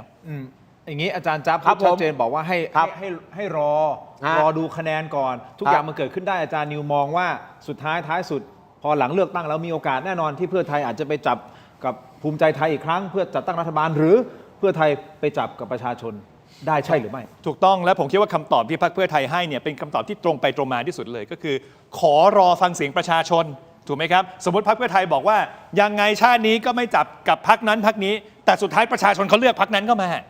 แล้วพรรคเพื่อไทยจะบอกเหรอว่าตัวเองนี่สำคัญที่สุดอยู่คนเดียวถูกไหมครับมันตรงกันข้ามกับการเมืองแบบพรรคสีส้มเลยนะการเมืองพรรคสีส้มตอนแรกฟังดูเหมือนอุดมการณ์สูงส่งมากเราจะมีเราไม่มีลุงอย่างนั้นอย่างนี้ถึงเวลาเอาเหตุผลที่ไหนซึ่งวันนี้ก็ยังงงกันอยู่ว่าคุณไปโหวตคุณอนุทินเข้ามาแล้วคุณก็คุมเขาไม่ได้คุมเขาไม่ได้แปลว่าคุณผลักให้เขาสยายปีกจนกลายมาขึ้นแท่นเบอร์ 1 เบอร์ 2ในการสู้ศึกเลือกตั้งครั้งนี้และคนที่จะมาทำลายโอกาสที่แปะอยู่ที่เสื้อของอาจารย์เนี่ยนะครับถามว่าใครใครที่จะเป็นคนขัดขวางสกัดกั้นการแก้ไขรัฐธรรมนูญการทำให้สวที่ต้องกลับไปเลือกตั้งเนี่ยเกิดขึ้นไม่ได้มันคงไม่ใช่สีส้มหรือสีแดงนะครับโอกาสก็คืออยู่ที่สีน้ำเงินแต่สีน้ำเงินมีพลังทางการเมืองขึ้นมาได้ทุกวันนี้ก็เพราะการกระทำการตัดสินใจที่เห็นแก่ตัวทางการเมืองของสีส้มเพราะคิดว่าโหวตให้สีน้ำเงินในวันนั้นดีกว่าไปทำให้พรรคเพื่อไทยตั้งรัฐบาลแล้วได้เปรียบทางการเมืองเพราะเขาคิดว่าสุดท้ายเนี่ยไม่ว่าจะยังไงก็ตามคะแนนที่ออกมามันจะต้องเป็นคะแนนที่สู้กันระหว่างสีส้มและสีแดงแต่วันนี้ผมคิดว่าเขาคิดพลาดไปครับว่ามันทำให้สีน้ำเงินมีพลังมากกว่าที่เขาคาดเอาไว้แล้วผลร้ายมันก็จะกลับมาสู่การแก้ไขรัฐธรรมนูญกลับมาสู่การทำนโยบายรัฐบาลที่จะจัดตั้งขึ้นมาหลังการเลือกตั้งครั้งนี้อาจจะเป็นรัฐบาลที่ไม่มีเสถียรภาพและผมก็วันนั้นก็จะเป็นคนหนึ่งที่กลับมาตั้งคำถามว่าแล้วทำไมวันนั้นพรรคสีส้มไปโหวตให้คุณอนุทินทำให้การเมืองมันกลับมาเละเทะได้อย่างไรอาจารย์ ครับผม อาจารย์เดี๋ยวผมจะอาจารย์เสริมแน่นอนนะครับ ครับ แต่ ผ ผม มอยากจะไปประเด็นนี้ต่อเลยนะจากคุณ ได้ ธ ครั นา บ ธรเนี่ยไป ครับ ที่ประเด็นของคุณพิธานะค ค รั รับผม ผมเปิดเสียงคุณพิธาสั้นๆได้ไหมครับเพราะเดี๋ยว ครับ เวลาทางทีวีจะหมดแล้วเปิดให้คุณผู้ชมฟังก่อนนะว่าคุณพิธาพูดอะไรเกี่ยวกับเรื่องของทหารครับ ทุกท่านคงเคยได้ยินตอนที่ผมไปพูดที่กาญจนบุรีแล้วก็โดนโจมตีอยู่ปัจจุบันนี้เรื่องคำว่าทหารมีไว้ทำไมไอตอนที่ผมพูดผมนึกถึงทหารสนามกอล์ฟไม่ได้นึกถึงทหารสนามรบมันเป็นความผิดของผมเองจนถึงทุกวันนี้ผมยังรู้สึกเสียใจแล้วก็รู้สึกอยากจะขอโทษกับทหารสนามรบจริงๆทหารชั้นผู้น้อยทหารมืออาชีพที่เขาเสียสละเพื่อปกป้องแผ่นดินของเราเพราะว่าตอนที่พูดในช่วงที่มันเป็นทหารที่มีนาฬิกาแพงๆเป็นทหารรัฐประหารเป็นทหารสนามกอล์ฟไปเยอะแต่ว่าไม่ได้พูดออกมาให้มันชัดว่าผมเคารพทหารที่เป็นทหารสนามรบแต่ว่าทหารที่ปกครองประเทศหรือทหารสนามกอล์ฟซึ่งกินภาษีของประชาชนนั้นนะก็เกิดอีกเรื่องหนึ่งเราก็รู้สึกได้เลยว่าไอ้สิ่งที่พูดไปตอนนั้นเนี่ยมันอัปเดตมากกับสถานการณ์นะปัจจุบันณตอนนี้เพราะฉะนั้นสิ่งที่ต้องทำกับกัมพูชาตอนนี้มันซีสไฟร์อยู่ นี่นะครับคุณผู้ชมครับพรรคประชาชนตอนนี้ออกไปหาเสียงนะครับก็ถูกถามเรื่องของทหารเยอะมากเลยนะครับการที่คุณพิธาออกมาขอโทษแบบนี้มันจะช่วยบรรเทาความไม่พอใจของประชาชนได้หรือไม่อย่างไรตอนนี้ไปที่ YouTube ของเราเลยนะครับ YouTube Terror Digital นะฮะรวมถึง Facebook ถกไม่เถียงไปต่อกันในออนไลน์เพราะเวลาทางทีวีจบลงแล้วอาจารย์ทั้งสองท่านคิดเห็นอย่างไรไปวิเคราะห์กันต่อในออนไลน์สำหรับทีวีครับขอบคุณอาจารย์ทั้งสองท่านครับขอบคุณครับเจอกันในออนไลน์ถกไม่เถียงสวัสดีครับ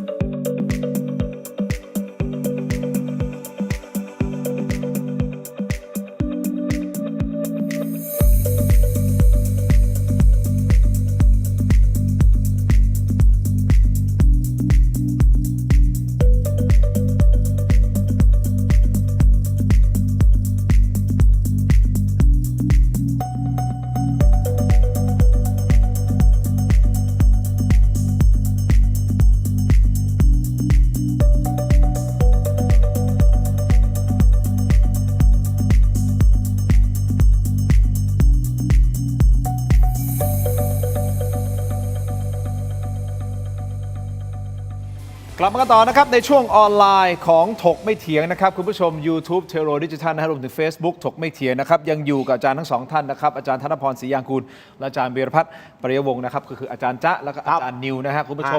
ชมที่เพิ่งเข้ามาอยากให้โหวตกันหน่อยนะครับเราตั้งคำถามไว้ถามท่านนะฮะคุณคิดว่าณตอนนี้กระแสพรรคการเมืองใดมาแรงสุดนะครับมีให้เลือก4พรรคด้วยกันภูมิใจไทยเพื่อไทยประชาชนกับประชาธิปัตย์คุณผู้ชมลองโหวตกันเข้ามาอยากทราบเหลือเกินว่าคุณผู้ชมคิดเห็นอย่างไรณตอนนี้โหวตกันมา 4,000 กว่าโหวต 4,500 กว่าโหวตแล้วนะครับอยากให้สัก 10,000 โหวตนะจะถึงไหมวันนี้ ครับเอา 50,000 โหวตไปเลย โอ้ยอาจารย์ นะครับจริงๆ 5,000 6,000 โหวตผมก็แฮปปี้แล้วที่คุณผู้ชมมีส่วนร่วมกับเรา ถ้าถึงวันไหนถึง 50,000 โหวตเราไปจัดรายการกันกลางถนน เอาไหมถนนอโศกเลยไหมปิดถ หัวน ร น ถ กันเล ช ย นนะสิหัวรถชนนะสิคุณผู้ชมครับหลากหลายประเด็นที่มีการพูดคุยกันกระแสการเมืองเข้าใจว่าอีกประมาณสัก30 วัน 31 วันนะฮะถ้าไม่ผิดนะครับเราจะเข้าสู่คูหาในการเลือกตั้งเพราะฉะนั้นเดี๋ยวหลังจากนี้ไปนะฮะก็จะมีประเด็นเรื่องของการเมืองเพิ่ม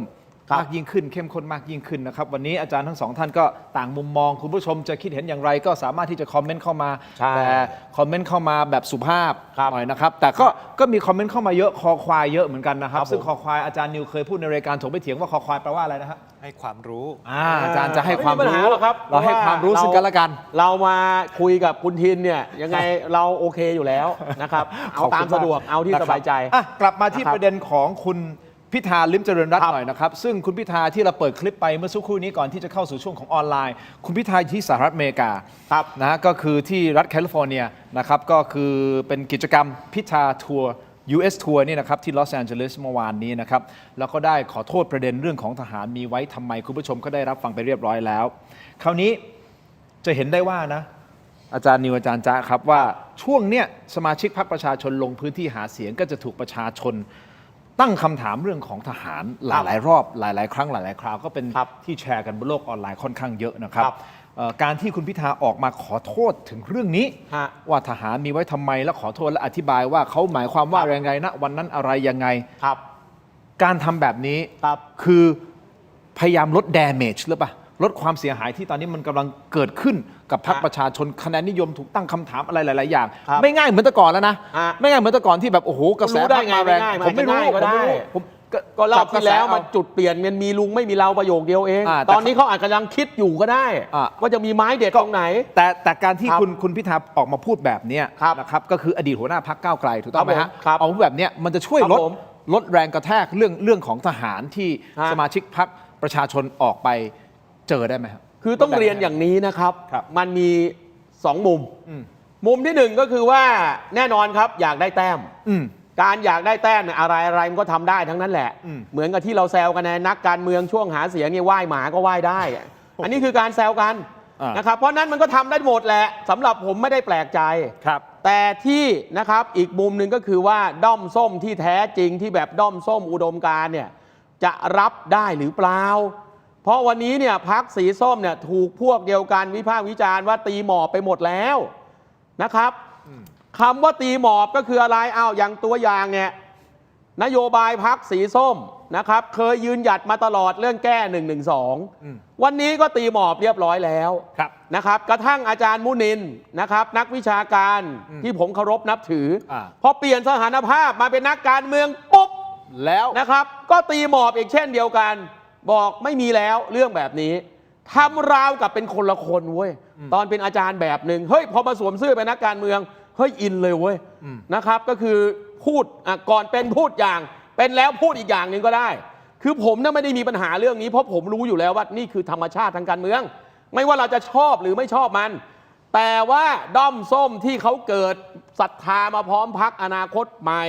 พรรคก้าวไกลจนมาถึงเนี่ยเขาเป็นด้อมส้มกันเนี่ยเขาจะอินกับมุกนี้หรือเปล่าอันนี้เป็นเรื่องของสีส้มต้องไปจัดการกันเอาเองนะครับเพราะว่าเรื่องนี้เนี่ยนะฮะคุณพิธาเนี่ยมีเจตนาหลักเจตนาเดียวแหละคือจะหาเสียงอันนี้ตรงไปตรงมาซึ่งสำหรับผมเนี่ยไม่ได้แปลกเพราะนี่คือหน้าหาเสียงนะครับก็ไหว้อาจารย์กำลังจะบอกว่าขอโทษนะถ้าเราเคยบอกว่าไหว้หมายังไหว้ได้นะแกเคยคำขอโทษทหารเนี่ย ทำไมมันจะทำไม่ได้ ก็แสดงว่าไม่ได้เป็นการขอโทษที่มาจากใจจริงหรือเปล่าฮะถ้าอาจารย์วิเคราะห์แบบนี้ ก็ต้องไปถาม ที่อาจารย์วิเคราะห์นะ ก็ต้องไปถาม ต่อ ผมก็ต้องบอกว่านะครับจะใจจริงหรือไม่ใจจริงเนี่ยคนตัดสินนะครับมันก็คือพี่น้องประชาชนที่เขาจะโหวต ครับ นะครับแต่คราวนี้พี่น้องประชาชนเนี่ยก็มี2กลุ่มไงกลุ่มที่เขาอาจจะงอนเพราะเรื่องนี้มาขอโทษจบกันเขาอาจจะกลับใจไปโหวตให้กับกลุ่มที่เป็นด้อมส้มแท้ๆที่เขารักกันในเชิงอุดมการณ์จะรื้อนั่นรื้อนี่นะครับพวกนี้เขาอาจจะไม่แฮปปี้ก็ได้นะครับเพราะฉะนั้นแล้วเนี่ยผมถึงบอกว่า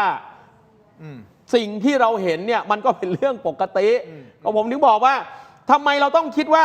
พรรคการเมืองใดพรรคการเมืองหนึ่งมันจะต้องมีมาตรฐานอะไรที่มันเกินปกตินะครับเพราะนี่มันคือจริตทั่วไปของนักการเมืองโดยธรรมชาติไม่ว่าเราจะชอบมันหรือไม่ชอบมันนะครับแต่บังเอิญว่าสีส้มเนี่ยเขาก่อกำเนิดมาแล้วรอบนี้ถ้าเราสังเกตนะเทคนิคที่สีส้มเขาใช้คือคนอื่นชั่วหมดกูดีคนเดียวซึ่งอันนี้ไม่ได้ผิดอะไรในเชิงกลยุทธ์ใช่ไหมครับเพราะอะไรครับมีเราไม่มีเทาก็แปลว่าไอ้ที่เหลือเนี่ยมันเทาหมดกูน่ะขาวคนเดียวในเมื่อเขาใช้กลยุทธ์แบบนี้ใช่ไหมครับมันก็เป็นเรื่องที่ช่วยไม่ได้นะครับที่การวิพากษ์วิจารณ์เนี่ยมันก็จะต้องกลับมาที่สีส้มว่าถ้าเองว่าคนอื่นเขาชั่วเองคนอื่นเขาเทาแล้วเองเนี่ยมันขาวว่าคนอื่นจริงหรือเปล่าจึงเป็นเหตุที่มาของว่าทำไมชั่วโมงนี้เนี่ยดูเหมือนกับอะไรก็มาลงที่สีส้ม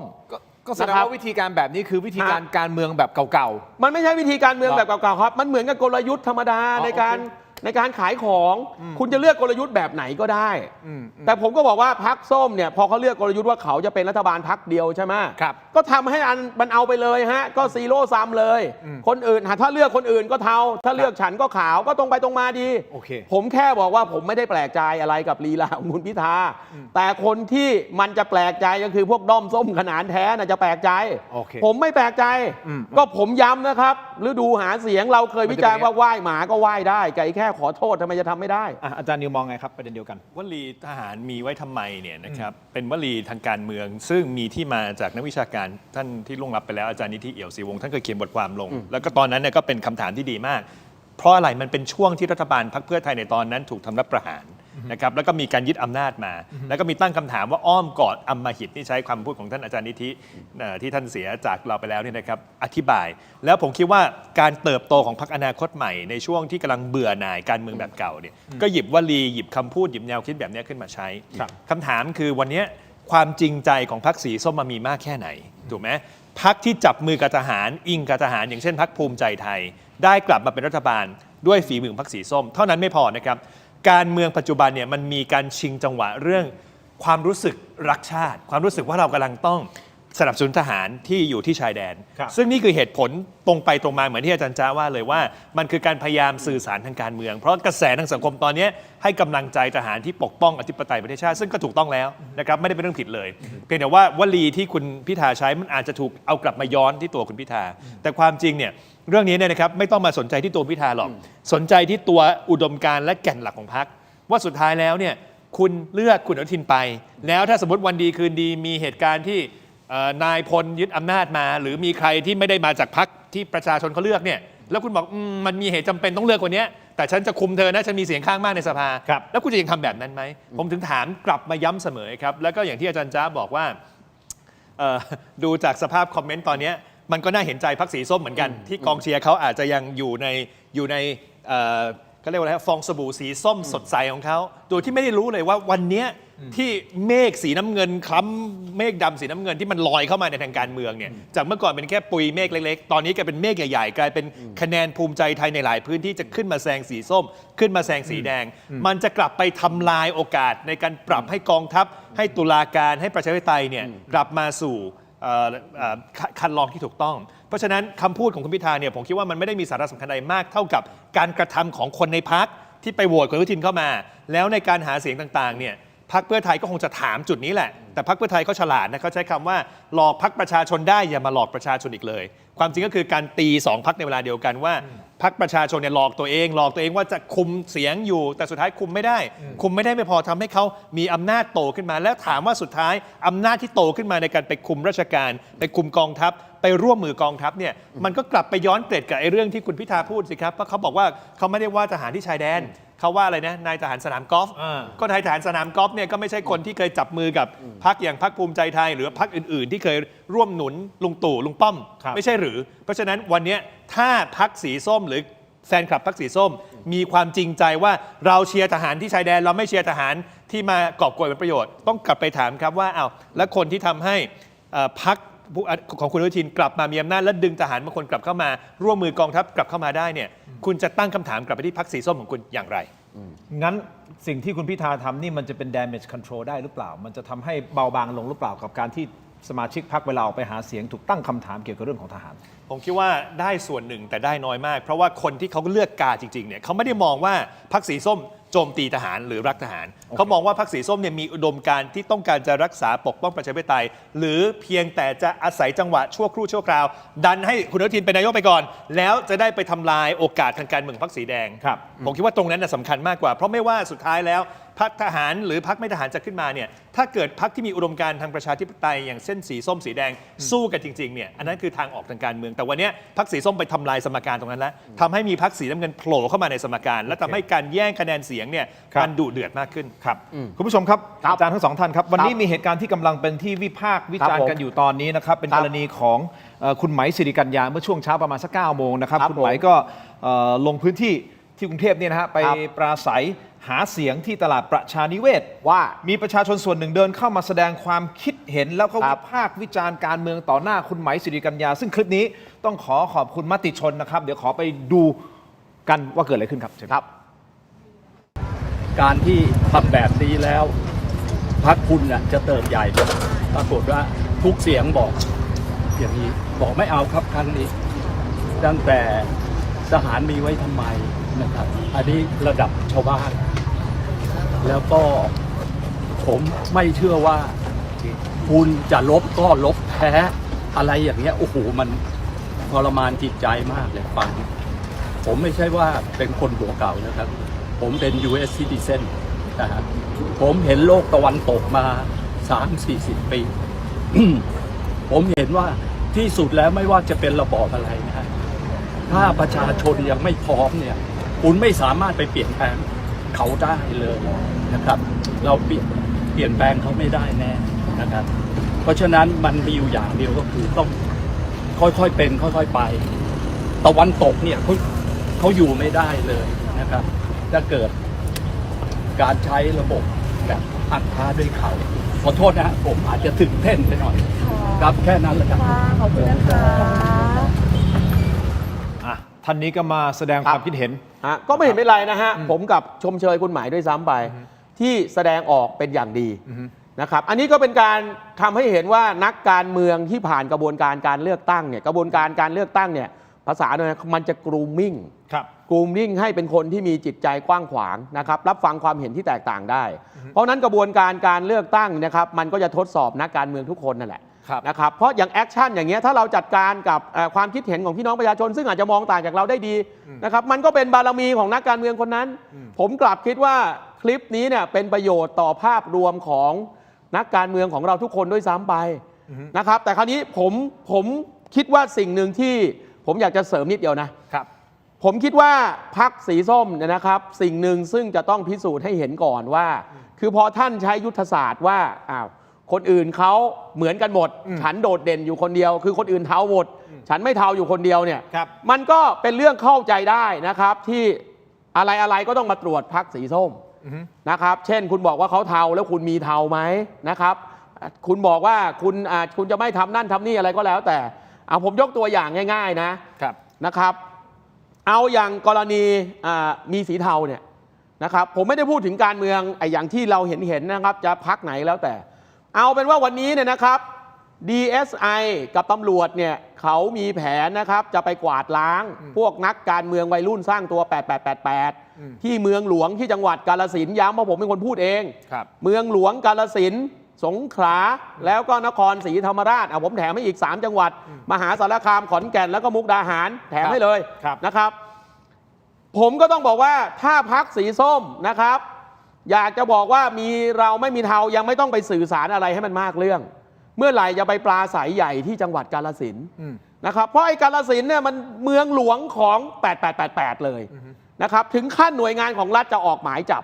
ผมก็ต้องถามว่าจะเป็นธนาธรอะไรตัวตึงอะไรทั้งหลายเนี่ยจะไปกาฬสินธุ์เนี่ยกี่โมง หรือจะปล่อยให้ไอ้ทนายอ้ำผู้สมัครอะไรอภิยุทธ์ณกาฬสินธุ์เนี่ยโดนลุมกระทืบอยู่คนเดียวนะครับนี่ถามกันง่ายๆนะครับวัดใจกันแค่นี้แหละว่าจะปราบเทาจริงหรือเปล่า ถ้ายังไม่กล้าไปปราศัยที่กาฬสินธุ์อย่ามาคุยเว้ยน้องว่าจะปราบเทาเรื่องมันง่ายแค่ไปปราศัยช่วยผู้สมัครตัวเองยังไม่กล้าไปทำไมครับกลัว8888เหรอเรื่องที่สองนะครับหรือไม่อย่างนั้นไอ้สิ่งที่ท่านพ่นออกมาพร่ำออกมาเพราะท่านรู้อยู่แล้วว่าท่านยังไงก็ไม่ได้เป็นรัฐบาลขอโทษนะกูพูดเอาเท่เอามันยังไงก็ได้เช่นกรณีอย่างเมื่อวานก่อนมีการเปิดตัวว่าที่รัฐมนตรีว่าการกระทรวงศึกษาธิการนะครับผมไม่ได้มีปัญหาเรื่องภูมิหลังของท่านเป็นครูบาอาจารย์ที่น่าเคารพนับถือนะครับแต่ไปตรงอย่างนี้เว้ยบอกว่านโยบายหลัก100 วันคือโรงเรียนต้องเป็นพื้นที่ปลอดภัยผมก็เลยไปฟังต่ออะไรวะพื้นที่ปลอดภัยคำอธิบายคือเป็นพื้นที่ปลอดภัยของอำนาจโน่นนี่นั่นนะครับพูดตรงๆก็คือว่าเป็นข้อเสนอของกลุ่มนักเรียนเลวนะครับอันนี้เราพูดกันตรงไปตรงมานะครับผมก็เลยบอกว่าเวลาชาวบ้านเขาฟังน่ะมันไม่รู้เรื่องนะครับเอาให้มันชัดๆเลยได้ไหมในฐานะที่เอาโรงเรียนเอาผลงานตอนไปทำโรงเรียนสาธิตมหาวิทยาลัยธรรมศาสตร์เอาให้เป็นโรงเรียนที่โดดเด่นนะครับถ้ามาเป็นรัฐมนตรีศึกษาเนี่ยนะครับคุณจะต้องดูแลโรงเรียนเป็นหมื่นโรงเรียนทั่วประเทศเนี่ยประเด็นที่1คุณจะยกเลิกชุดนักเรียนใช่ไหมครับเอาตอบชาวบ้านตรงๆชัดๆเพราะเครื่องแบบนักเรียนเนี่ยมันถูกวิพากษ์วิจารณ์ว่ามันก็คือการแสดงอำนาจอย่างหนึ่งอันนี้ผมพูดตามหลักวิชาการเลยนะหรือ2ประกาศมาเลยครับพรรคสีส้มว่าถ้าเราได้เป็นรัฐบาลคุมกระทรวงศึกษาเราจะยกเลิกยืนตรงเคารพธงชาติยกเลิกการสวดมนต์หลังเคารพธงชาติเอากันให้ชัดๆเพราะนี่มันคืออะไรครับมันคือข้อเสนอซึ่งนะครับกลุ่มนักเรียนกลุ่มหนึ่งเขาเสนอต่อกระทรวงศึกษาธิการมาหลายปีแล้วแล้ววันนี้ผู้สมัครพรรคส้มนะครับก็แคนดิเดตรัฐมนตรีก็เอามาพูดผมเนี่ยนะครับผมจะบอกว่าผมต้องการให้ทุกพรรคการเมืองเนี่ยนะครับมีความคุณอาจจะไม่ต้องชัดเจนได้ในเรื่องจะจับมือกับใครเพราะนี่มันฝืนธรรมชาติแต่ความชัดเจนในทางนโยบายการสื่อสารให้ชัดเจนผมจะบอกว่าถ้าคุณจะเอาอย่างภูมิใจไทยกับเพื่อไทย2 พรรคนี้เนี่ยนะครับเน้นเรื่องปัญหาปากท้องคุณจะแจกกี่บาทจะพัดอะไรโน่นนี่นั่นอย่างน้อยที่สุดฟังปุ๊บโอเคเก็ตชอบไม่ชอบจะด่าไม่ด่าอีกเรื่องหนึ่งแต่ถ้าจะพูดเรื่องในเชิงอุดมการณ์เรื่องแบบนี้เนี่ยเอาให้มันชัดหน่อยเรื่องสุดท้ายเกี่ยวกับชายแดนจริงๆเรื่องสร้างรั้วภูมิใจไทยบอกว่าขอโทษนะกูจะสร้างรั้วพรรคสีส้มบอกว่าจะไม่สร้างรั้วถามกันง่ายๆพูดกันง่ายๆชัดๆเลยครับชาวบ้านเขารอฟังว่าไอคอนเทนเนอร์ที่หนองจานหนองย่าแก้วกับคลองแผงเนี่ยถ้าสีส้มเป็นรัฐบาลเนี่ยกองกำลังบุรพาต้องลื้อใช่ไหมถามง่ายๆโอเคถ้าลื้อนะครับแล้วมีคนเห็นชอบด้วยก็ไปเลือกสีส้มแต่ถ้าจะเห็นชอบถ้าไม่ลื้อคุณก็ไปเลือกพรรคภูมิใจไทยไปเลือกพรรคไหนอะไรก็ว่ากันไปอันนี้ผมบอกว่าสื่อสารกันแบบแฟร์อาจารย์จ๊ะมีคุณผู้ชมหลายท่านนะที่ดูรายการบอกเนี่ยผมเอา2 คนมาถล่มส้มครับไม่มีครับไม่ถล่มส้มเดี๋ยวผมจะถล่มสีน้ำเงินด้วยวันไหนผมเชิญส้มมาก็หาว่าผมเป็นส้มทำไมไม่เชิญพรรคอื่นมาพอเชิญที่ไม่ใช่ส้มก็โดนถล่มว่าขอนิดเดียวได้ไหมแต่อาจารย์แป๊บนึงครับวันนี้ผมนัดส้มแต่ผมถูกแคนเซิลมาเจอกับอาจารย์เจ้าแต่ผมถูกแคนเซิลครับผมเอาเป็นแค่นี้ปอจะได้แฟร์ไงผมขอถล่มน้ำเงินหน่อยนะครับกับผมด้วยเพราะเมื่อวานงานผมด้วยผมเพิ่งถล่มมาตัวตึงของสีน้ำเงินคุณสุภจีเว้ยตัวดึงแต้มโอ้โหหลายคนไปคุณสุภจีมือ1แล้วไอ้วันที่เปิดตัวพลัดนะครับมีอยู่เรื่องนึงนะโคตรเชยเลยไปเอามาหาเสียงได้ยังไงเอาข้าวไปแลกกับเครื่องบินเรื่องนี้มันเก่ามากแล้วมันเป็นต้นเหตุของการทุจริตคอร์รัปชันหลายเรื่องลองไปย้อนดูเมื่อ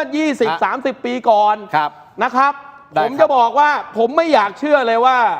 นโยบายเฉยๆล้าหลังแบบนี้จะออกจากปากสุภจี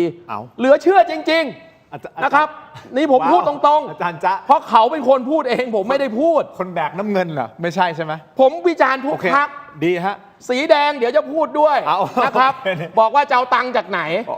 ผมตรงไปตรงมากับทุกพรรคได้นะครับเอาเป็นว่าเราก็เปิดพื้นที่ให้ทุกคนนะครับมีท่านหนึ่งที่เขาคอมเมนต์เข้ามาแล้วผมก็เข้าใจนะเขาบอกว่าเนี่ย เอามานี่แล้วคุณไม่เปิดโอกาสให้อีกฝั่งหนึ่งได้พูดมันไม่ยุติธรรมเอาอย่างนี้ดีกว่านะครับจริงๆถ้าจะพูดถึงการเมืองเนี่ยต้องเชิญมาทุกพรรคหมดเลยซึ่งสถานที่และเวลาอะไรมันไม่เอื้ออำนวยเพราะฉะนั้นไม่ต้องห่วงครับเปิดโอกาสให้กับพรรคอื่นๆเดี๋ยวจะทยอยกันมาเรื่อยๆก็อยากให้คุณผู้ชมได้ติดตามของเรานะครับเทเลดิจิทัลนะฮะยังไงก็กด subscribe ให้เราด้วยนะครับใน YouTube นะครับ Facebook ถกไม่เถียงตามกันเราเยอะๆนะครับแล้วก็เราออกอากาศทางช่องวัน 31 นะฮะทุกวันจันทร์ถึงวันศุกร์นะครับ 15:45 นาทีเป็นต้นไปนะครับยังไงช่วยประชาสัมพันธ์ด้วยนะครับอ่ะเดี๋ยวอาจารย์จ๊ะพูดซะลืมประเด็นอาจารย์นิวเลยเมื่อสักครู่นี้เปิดคลิปจากขอบคุณมติชนอีกครั้งหนึ่งนะฮะคลิปจากมติชนอีกครั้งหนึ่งนะที่มีคนท่านหนึ่งไปวิพากษ์วิจารณ์คุยกับคุณไหมสิริกัญญานะครับอาจารย์นิวคิดเห็นอย่างไรในประเด็นนี้เอารวมโดยรวมก็ได้ครับคือท่านที่มาพูดเนี่ยท่านพูดในความรู้สึกว่าไปพูดกระทบหรือไม่ให้เกียรติทหารซึ่งกำลังเสียสละอยู่ซึ่งนี่คือประเด็นที่สำคัญมากนะครับการที่จะปฏิรูปให้กองทัพหรือนายพลที่อยู่ในระดับสูงนายพลที่ตีกอล์ฟเนี่ยสามารถกลับมาอยู่ในร่องในรอยได้เนี่ยไม่ได้แปลว่าเราจะต้องไปมองข้ามความสำคัญของทหารที่เขาทำหน้าที่อยู่ที่ชายแดนแต่ถามว่าทำไมมันไม่มีประเด็นอย่างนี้ออกมาจากปากของพรรคเพื่อไทยอันนี้ทีมงานต้องถามบรรดาคอมเมนต์ทั้งหลายเนี่ยผมชี้ไปที่บรรดาคอมเมนต์นะแล้วคุณเห็นด้วยไหมเห็นด้วยกับคุณลุงคนนั้นไหมว่าคุณว่าประชาชนคนไทยควรจะให้กำลังใจทหารที่อยู่บริเวณชายแดนนี่ไม่ใช่เรื่องส้มเรื่องแดงเรื่องอะไรนะครับนี่คือเรื่องความคิดตรงไปตรงมาปัญหาก็คือเราเอาสีเนี่ยไปป้ายว่าสีส้มมันต้องเป็นอย่างนั้นเท่านั้นต้องเป็นอย่างนั้นเท่านี้เพราะฉะนั้นมันไม่เกี่ยวเลยครับว่าวันนี้เราจะมาโจมตีส้มโจมตีแดงหรือโจมตีอะไรเรากำลังพูดที่แนวคิดถ้าวันนั้นพรรคสีส้มยืนยันว่ายังไงฉันก็ไม่โหวตคุณอนุทินยังไงถ้าฉันต้องกลืนเลือดเพื่อจะโหวตให้เพื่อไทยเพื่อให้รัฐบาลไปต่อได้มันไม่ใช่ว่าเพราะเขาเลือกเพื่อไทยนะแต่เป็นเพราะเขาไม่เลือกพรรคที่จะมาขัดขวางการแก้รัฐธรรมนูญไม่เลือกที่จะมาขัดขวางการทำให้สวที่ไม่ได้จากการเลือกตั้งหมดไปสิ่งทั้งหลายที่ด้อมส้มกองเชียร์ส้มต้องการเนี่ยผมก็ต้องการนะครับแต่สิ่งนั้นเนี่ยมันเกิดขึ้นไม่ได้ถ้าเรายังมีพรรคอย่างพรรคภูมิใจไทยอย่างพรรคคุณอนุทินสยายปีกออกมาซึ่งผมพูดแล้วพูดอีกว่าทำไมไปทำให้เขาสยายปีกได้เท่านั้นเองไม่ได้เกี่ยวเลยว่าผมชอบส้มหรือไม่ชอบส้มผมถามไปที่การกระทำเจาะจงฉันใดก็ฉันนั้นคุณลุงคนนั้นเนี่ยเขาไม่ได้ชอบส้มไม่ชอบส้มนะครับนะแต่เขาถามว่าแล้วจุดยืนของคุณคำพูดของพรรคคุณเนี่ยมันไปทำร้ายจิตใจคนไทยเกินไปไหมท่านที่เขียนคอมเมนต์ท่านตอบสิครับว่าท่านอยากจะให้คำพูดของคุณลุงคนนั้นเนี่ยมันถูกมองข้ามแล้วก็พูดเลยไหมว่าโอ้ยลบไปก็ไม่ชนะหรอกต้องเอาอย่างนั้นหรือเปล่าถึงจะพอใจผมก็ยังไม่ใช่นะเพราะฉะนั้นเลิกเป็นเด็กตัวเล็กๆนี่เราขึ้นปีใหม่2569แล้วนะครับท่านโตผมออกรายการนี้มา 2-3 ปีเนี่ยผมคิดว่าพัฒนาการของคนหน้าเดิมๆที่มาเขียนคอมเมนต์ถึงผมเนี่ยท่านต้องโตขึ้นแล้วนะท่านบางท่านอาจจะยังขอเงินพ่อแม่นั่งเล่นเน็ตอยู่ที่บ้านเนี่ยท่านต้องโตขึ้นแล้วนะครับวุฒิภาวะทางการเมืองของท่านเนี่ยต้องเลิกคิดได้แล้วว่าวันนี้อันนี้มีแต่ส้มมีแต่แดงท่านดูที่การกระทำของเขาดูที่จุดยืนของเขาดูที่การตัดสินใจของเขาว่าในเวลาสำคัญเนี่ยเขาตัดสินใจตามหลักการจริงๆหรือตัดสินใจว่าอย่างนี้ฉันได้เปรียบฉันเอาที่ฉันได้เปรียบแล้วคำถามที่ต้องกลับไปที่พรรคสีส้มก็คือตกลงแล้วการปฏิรูปกองทัพวันนี้เรื่อง112ก็เลิกไปแล้วใช่ไหมการปฏิรูปกองทัพเนี่ยยังมีอยู่ไหมแล้ววันนี้ที่กองทัพมีการประกาศกฎอัยการศึกมี F16 ไปถล่มศัตรูของเราเนี่ยมันใช่สิ่งที่พรรคส้มโหวตเตอร์พรรคส้มต้องการหรือเปล่าหรือโหวตเตอร์พรรคส้มต้องการแนวอีกแนวหนึ่งเลยฉันจะไม่ใช้กองทัพฉันต้องใช้การทูตก็เอาให้มันชัดๆเลยครับแต่ถ้าเกิดคุณยังสองจิตสองใจวันนี้พูดเรื่องสนามกอล์ฟวันนี้พูดเรื่องชายแดนผมคิดมันไม่ชัดเจนพอนักการเมืองต้องกล้าแล้วผมก็จะไม่ว่าเลยสักคำถ้าคุณมีจุดยืนที่สม่ำเสมอตรงไปตรงมาแล้วก็ไม่เฉไปเฉมาโอเคอย่างนี้ครับคุณผู้ชมครับเดี๋ยวผมจะไปที่ประเด็นของคุณธรรมนัสครับพรหมเผ่าแต่ก่อนที่จะไปผมอีกนิดนึงฮะพอดีก็เป็นประเด็นต่อเนื่องกับของพรรคประชาชนก็คือคุณณัฐพงษ์เรืองปัญญาวุฒิหัวหน้าพรรคประชาชนนะฮะก็มีการโพสต์ Facebook แล้วก็มีการโพสต์รูปจดหมายร้องเรียนจากทหารผ่านศึกนะฮะสมรภูมิน้ำยืนช่องบกนี่นะครับเนื้อหาใจความในจดหมายพูดถึงการเข้าถึงสิทธิสวัสดิการที่ยากลำบากเหลือเกินซึ่งสะท้อนถึงปัญหาเชิงโครงสร้างของกองทัพที่ทหารชั้นผู้น้อยนะครับเข้าถึงยากทหารผ่านศึกนะฮะถูกเอารัดเอาเปรียบขณะที่นายพลนี่นะฮะจดหมายฉบับนี้แหละครับคุณผู้ชมก็เสพสุขอยู่นะฮะกับธุรกิจกองทัพแล้วก็งบประมาณที่ตรวจสอบไม่ได้การที่เขาหยิบจดหมายมาแบบนี้มาขยี้เรื่องของสวัสดิการทหารชั้นผู้น้อยในช่วงโค้งสุดท้าย30 วันก่อนเลือกตั้งแบบนี้ถือว่าเป็นการแก้เกมของพรรคประชาชนที่ถูกโจมตีเรื่องของทหารอีกหรือเปล่าอันนี้ผมจะจบประเด็นเรื่องของทหารกับพรรคประชาชนด้วยคำถามนี้นะอาจารย์จะมองไงสั้นๆครับก็แก้เกมอยู่แล้วฮะไม่ได้มีอะไรเป็นเรื่องใหม่สำหรับผมเรื่องนี้ดึงคะแนนมันก็เหมือนกับคุณพิธามาขอโทษนั่นแหละ นะครับมันจะต่างอะไรกันก็ผมเคยพูดว่า โอเค ถ้าเราเคยวิพากษ์วิจารณ์ว่า อ่ะ ช่วงเลือกตั้งเนี่ยนะครับขอคะแนนเสียงหมาก็ยัง โอเค ทำกันได้ โอเค ไอ้เรื่องทำแบบนี้มันเรื่อง ได้ สำหรับผมนะ ได้ โคตร normal เลยไม่มีอะไร อาจารย์ นะครับ สั้นๆฮะตอนที่ประชาชนเบื่อทหารที่ยึดอำนาจมีเราไม่มีลุงถูกไหมตอนนี้พอประชาชนเริ่มจะเอากับทหาร เพราะว่ามีศึกสงครามอยู่ที่ชายแดนเขาก็ต้องปรับตัวเป็นเรื่องปกติธรรมดา ขอให้คุณแสดงจุดยืนที่ชัดเจนของพรรคว่าแล้วในทางจริง ๆ เวลาคุณต้องตัดสินใจจะสนับสนุนใครเป็นนายกถ้าคุณเป็นนายกไม่ได้เนี่ยคุณจะเลือกใครเพราะว่านั่นแหละคือสิ่งที่แสดงตัวตนที่ชัดเจนออกมา มากกว่าการเล่นไปตามกระแสเป็นครั้งเป็นคราว มันเกิดคำถามเหมือนกันเนาะบอกว่าทำไมคุณไปสนับสนุนพรรคประชาชนไปสนับสนุนภูมิใจไทย ฮะ มันมีคำถามเข้ามาเหมือนกันว่าเอาแล้วทีเพื่อไทยล่ะครับกับพรรคประชาธิปัตย์ยังสามารถจับมือกันได้ในหลังจากที่ห้ำหันสู้กันมาอย่างยาวนานทางการเมืองจนบางทีเราก็งงเหมือนกันเฮ้ยมันเกิดขึ้นได้เว้ยพรรคเพื่อไทยมาร่วมรัฐบาลกับ อันนี้ผมตอบง่ายนิดเดียวเลยครับ ประชาธิปัตย์ยัง เพราะ ไงฮะจะตอบ การจะรวมรัฐบาลกันเนี่ยคนที่ตั้งรัฐบาลต้องเป็นพรรคที่เป็นแกนนำจัดตั้งรัฐบาล และพรรคที่มาร่วมต้องทำตามนโยบาย ไม่ใช่ว่าตัวเองตั้งรัฐบาลไม่ได้แล้วไปโหวตให้คนอื่นมันไม่เหมือนกันนะครับพรรคเพื่อไทยตั้งรัฐบาลได้เอาคุณอนุทินมาเข้าร่วมรัฐบาลถูกไหมแต่ถึงเวลาคุณอนุทินไม่ตอบสนองนโยบายที่พรรคเพื่อไทยสัญญากับประชาชนไว้พรรคเพื่อไทยก็ต้องปรับคุณอนุทินออก ไม่มีการไปเอื้อประโยชน์ไม่มีการไปบอกเดี๋ยวฉันคุมเธอนะแต่ให้เธอเป็นนายกไม่มีครับคุณต้องไปแล้วพอต้องไปคลิปเสียงคุณอนุทินคลิปเสียงของคุณฮุนเซนก็หลุดออกมาในวันเดียวกัน แล้ววันนั้นเนี่ยคือวันที่มันชัดเจนแล้วว่าคุณอนุทินเนี่ยเป็นนักการเมืองที่ไว้ใจไม่ได้เลย เป็นนักการเมืองที่ทำให้สถานการณ์ทางการเมืองบ้านเรามันเปลี่ยนแปลงในยามที่เรากำลังมีปัญหากับประเทศเพื่อนบ้าน แต่พรรคส้มเนี่ยนะครับแทนที่คุณจะยืนหยัดในหลักการว่าวันนี้ฉันตั้งรัฐบาลไม่ได้ฉันก็ต้องให้พรรคอันดับ2ในสภาเนี่ยที่เขาตั้งรัฐบาลได้เป็นรัฐบาลมันไม่เหมือนกัน ความ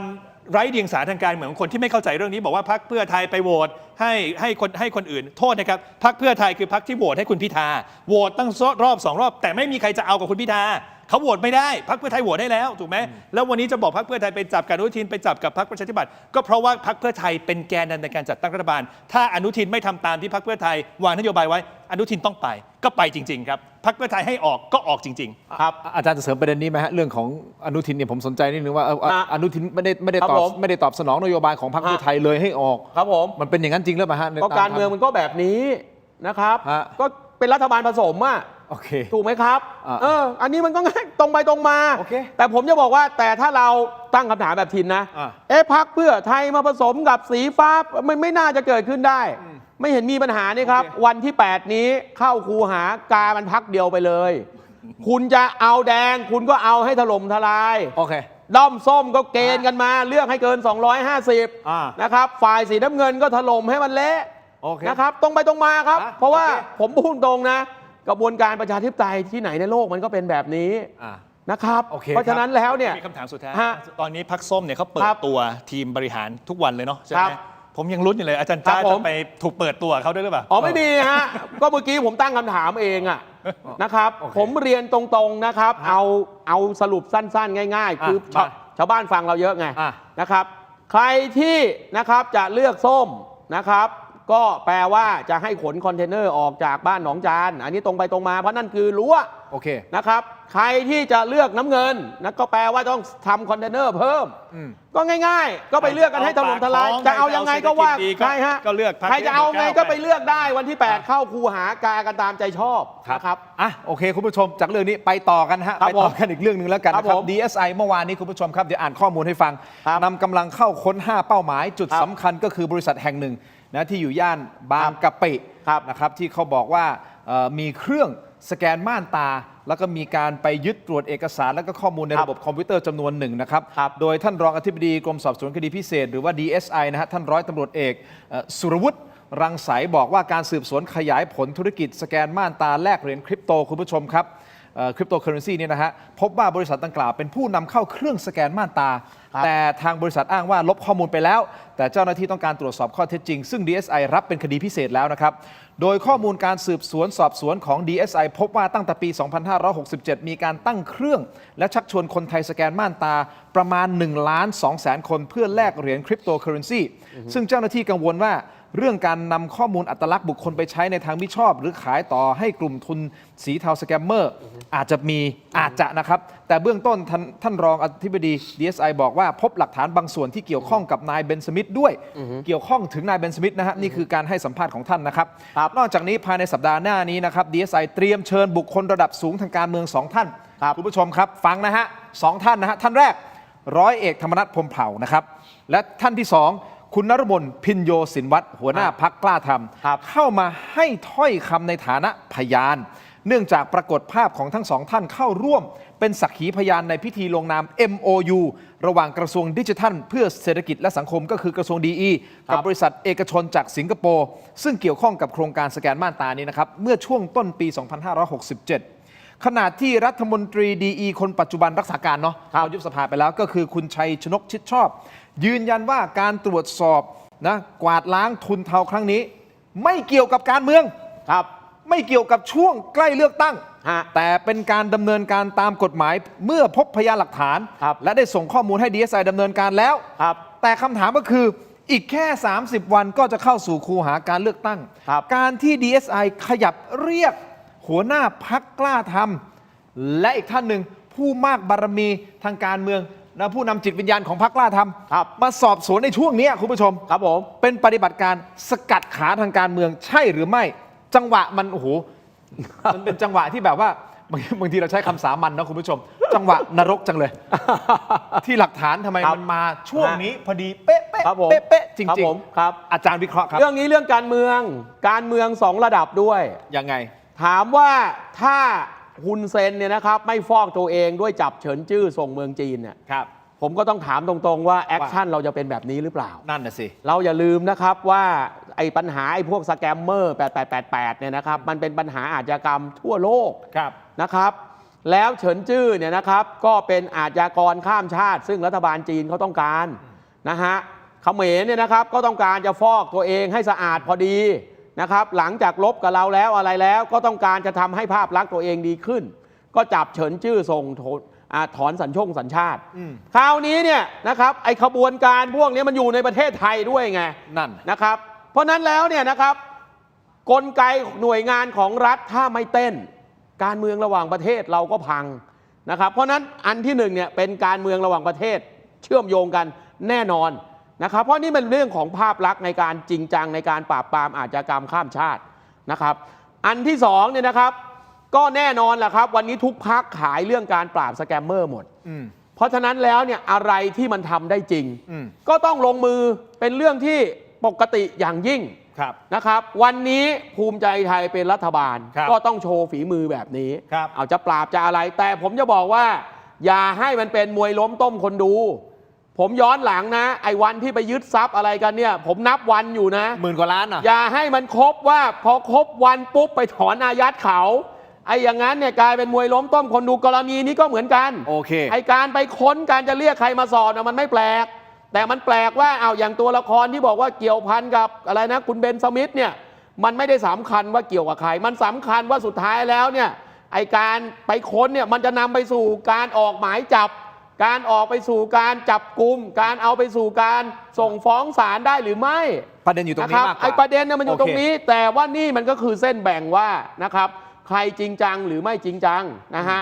คราวนี้เนี่ยผมก็ต้องย้อนกลับมาว่าเขาเป็นรัฐบาลเขาเล่นเกมนี้นะครับ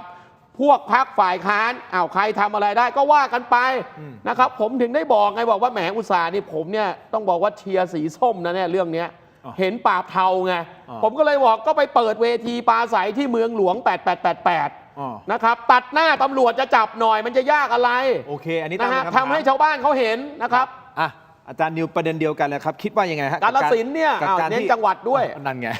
สกัดขาทางการเมืองหรือเปล่าเป็นจังหวะที่โอ้โหหลักฐานออกมาตอนนี้แล้วก็ขยับเรื่องนี้ในตอนนี้กับพรรคกล้าทำก็เป็นไปได้ผมไม่ทราบหรอกว่าเบื้องลึกเบื้องหลังเป็นยังไงแต่อย่าลืมนะครับว่าถ้าคุณจริงใจที่จะปราบพวกโกงพวกทุจริตพวกสแกมเมอร์เนี่ยมันไม่ได้มีแค่สแกมเมอร์ต่างชาตินะครับมันไม่ได้มีแค่เทาต่างชาตินะเทาที่อยู่ในสภาในสวหัวสวที่เป็นคดีค้างอยู่เนี่ยก็ยังติดตามอยู่นะงั้นผมก็อยากจะฝากข้อเรียกร้องนะครับว่าพรรคสีส้มซึ่งผมชื่นชมในอุดมการณ์ของเขาก่อนที่เขาจะไปเลือกคุณอนุทินเนี่ยนะครับคุณยังยืนยันในอุดมการณ์แบบเดิมได้ไหมว่าคุณจะปราบขบวนการหัวสวเนี่ยนะครับแต่ผมก็ยังงงเหมือนกันแล้วคุณจะปราบหัวสวแต่คุณไปโหวตให้คนที่คุณหาว่าไปร่วมหัวสวแล้ววันนี้คุณทำอะไรอยู่ถูกไหมคือการไปดำเนินการในคดีเหล่านี้ก็เป็น ความคืบหน้าที่ดีก็ให้เขาไปให้ถ้อยคำไป แต่คนที่เกี่ยวข้องเกี่ยวพันกับการหัวสวเนี่ย DSI หน่วยงานเดียวกันในข่าวเมื่อกี้เลยนะครับก็ยังตรวจสอบไม่เสร็จนะคำถามคือวันนี้เหมือนกับว่าเรามีเรื่องมีสแกมเมอร์ขึ้นมาจนเราลืมเรื่องใหญ่เรื่องหัวสวซึ่งความจริงมันกลับไปที่เสื้อสีดำของอาจารย์เนี่ยที่เราจะแก้รัฐธรรมนูญเนี่ยเสื้ออาจารย์ใส่แล้วแบบว่าเอาเชียร์คุณเนี่ย อาจารย์โทษทีอาจจะต้องลุกขึ้นนิดนึงให้เขา อ๋อ เห็น นี่แหละครับ บางท่านอาจจะยังไม่เห็น ยินดี บางท่านอาจจะยังไม่เห็น ชัดเจน 8 กุม ครับ ภา ผม การเห็นชอบผมไม่ผิดกฎหมายอะไรใช่ไหมอาจารย์ ไม่ผิด นี่นะครับ ผมเป็นคนรณรงค์ เป็นรณรงค์นะ อันนี้ใช้สิทธิตามกฎหมายประชามติปกติ ก็คือวันที่ 8 กุมภา ครับผมครับ นี่คือด้านหน้า ใช่ และด้านหลัง ด้านหลังด้วย เป็นอย่างนี้ สองด้านเลย แล้วอาจารย์เดินไปทั่วเลย ครับผม ใส่เสื้อตัวนี้ไป ถือว่าเป็นประ ดี ชา นะเนี่ยคุณให้เกียรตินะเนี่ยบอกว่าเดินดีคุณไม่บอกว่าเพ่นพ่านทั่ว โอเค ต่ ต่ อ อ มาว่าที่เรากำลังการประชามติเพื่อจะแก้รัฐธรรมนูญเนี่ยก็เพื่อเราอยากจะขจัดปัญหาทางการเมืองบางอย่าง ปัญหาเรื่องการหัวสวเป็นต้น แล้ววันนี้พรรคสีส้มซึ่งรณรงค์จะแก้รัฐธรรมนูญแต่กลับไปโหวตให้คนที่คุณกล่าวหาว่าไปร่วมหัวสวแล้ววันนี้มีการไปจับสแกมเมอร์แล้วเรื่องหัวสวหายไปเนี่ยคุณจะกล้ากลับขึ้นมาพูดเรื่องคดีหัวสวต่อหรือเปล่า เราจับตาดูอยู่นะทินคือผมเรียนย้ำนะคือคุณจะยึดอะไรคุณจะไปค้นอะไรเนี่ยนะครับคือเราก็ต้องบอกเอาละขยับแล้วก็ถือว่าดี แต่ว่าถ้าแสดงออกครึ่งกลางๆแบบนี้เนี่ยนะครับมันก็ต้องบอกว่าถ้ามันไปไม่สุดเนี่ยนะครับมันจะบอกว่าไม่ใช่เรื่องการเมืองเนี่ยอันนี้ก็ต้องบอกว่ามันการเมืองแง่ โอเค นะครับเพราะมันจะชาญเมืองหรือไม่การเมืองมันวัดนิดเดียวครับ วัดตรงไหนฮะ ว่าผลที่ออกมาเนี่ยนะครับ เป็นยังไง มันจริงจังแค่ไหน โอเค นะค อัน รับ นี้ก็ต้อง ไม่ใช่เดี๋ยวไปถอนอายัดไม่ใช่สุดท้ายแล้วก็ ไม่มีอะไร พ้นโชว์แต่ก็ไม่มีคดีตามมาไม่มีผู้ต้องหา ไม่มีหมายจับ อันนี้ ไอ้อย่างนี้ต้องบอกว่าการเมือง เดี๋ยวต้อง นะครับ รอดูกันต่อไปนะครับ แต่ที่แน่ๆเราได้ติดต่อทุกๆพักนะครับให้มีโอกาสได้มาในรายการถกไม่เถียงนะครับหนึ่งในพักนั้นก็คือภูมิใจไทยมาแน่นอนได้พูดคุยกันแล้วนะครับ ครับ เดี๋ยวเป็นคิวฮะเป็นคิว ครับผม ไปนะครับเพราะฉะนั้นไม่ต้องกังวลว่าเอ้ยทินไม่ทำทำไมวันนี้ ครับ ด่าแต่ส้มนู่นนี่นะโอ้ย ฮะ บ้าแล้วไม่ดูแล้วรายการไม่เป็นไรครับ เอ้ยคุณต้องชวนพักเล็ก ๆ มาด้วยนะพักใหม่ๆอ่ะเอาให้เขาได้มีโอกาสบ้าง 888ด้วยอาจารย์ พัก888ไม่ต้องเชิญพักนี้ผมรังเกียจ เมื่อวานนี้ก็ดรเอก็มา ครับผม ใช่ไหฮะดรเอกับคุณกนวีนี่ถือว่าเป็นพักเล็กไหมฮะ ก็ดีฮะก็เป็นพักเล็กแหละ โอค ก็ตรงไปตรงมาไง ใช่ไหม ก็ให้โอกาสกัน ถูกนะครับ ครับผม ก็รอติดตามกันต่อไป แต่เครียดกันเหลือเกินมาดูอะไรที่เป็นสีสันกันหน่อยได้ไหมฮะ ครับ ที่ ผม นักอุตสาห์เตรียมสีสันอันนี้มานะครับคุณผู้ชมเป็นเซอร์ไพรส์หรือเปล่าไม่แน่ใจ แต่ว่าผมว่าทีมรปภหรือทีมรักษาความปลอดภัยของท่านนายกคงตกใจเหมือนกันนะฮะเพราะว่าเอ้าเฮ้ยนายกทำนี่ทำไงรีบต้องหารถขี่ตามเลยนะฮะขับตามไปเลยนะครับเอาไปดูว่าเกิดอะไรขึ้นครับ เนี่ยกดมาถึงกดหมวกกดหมวกไปบอกไปบอกท่านหน่อยบอกท่านกำเบรกซ้ายครับกำครับไม่มีครับพี่กิ๊ฟไม่ได้เป็นออโต้ครับเป็นออโต้ครับกำเบรกมือเบรกหน้ากำเบรกมือไปแวะทานให้หมดเลยนะครับวิ่งตามนะครับเอาไปถอยก่อนเดี๋ยวช้าๆนะ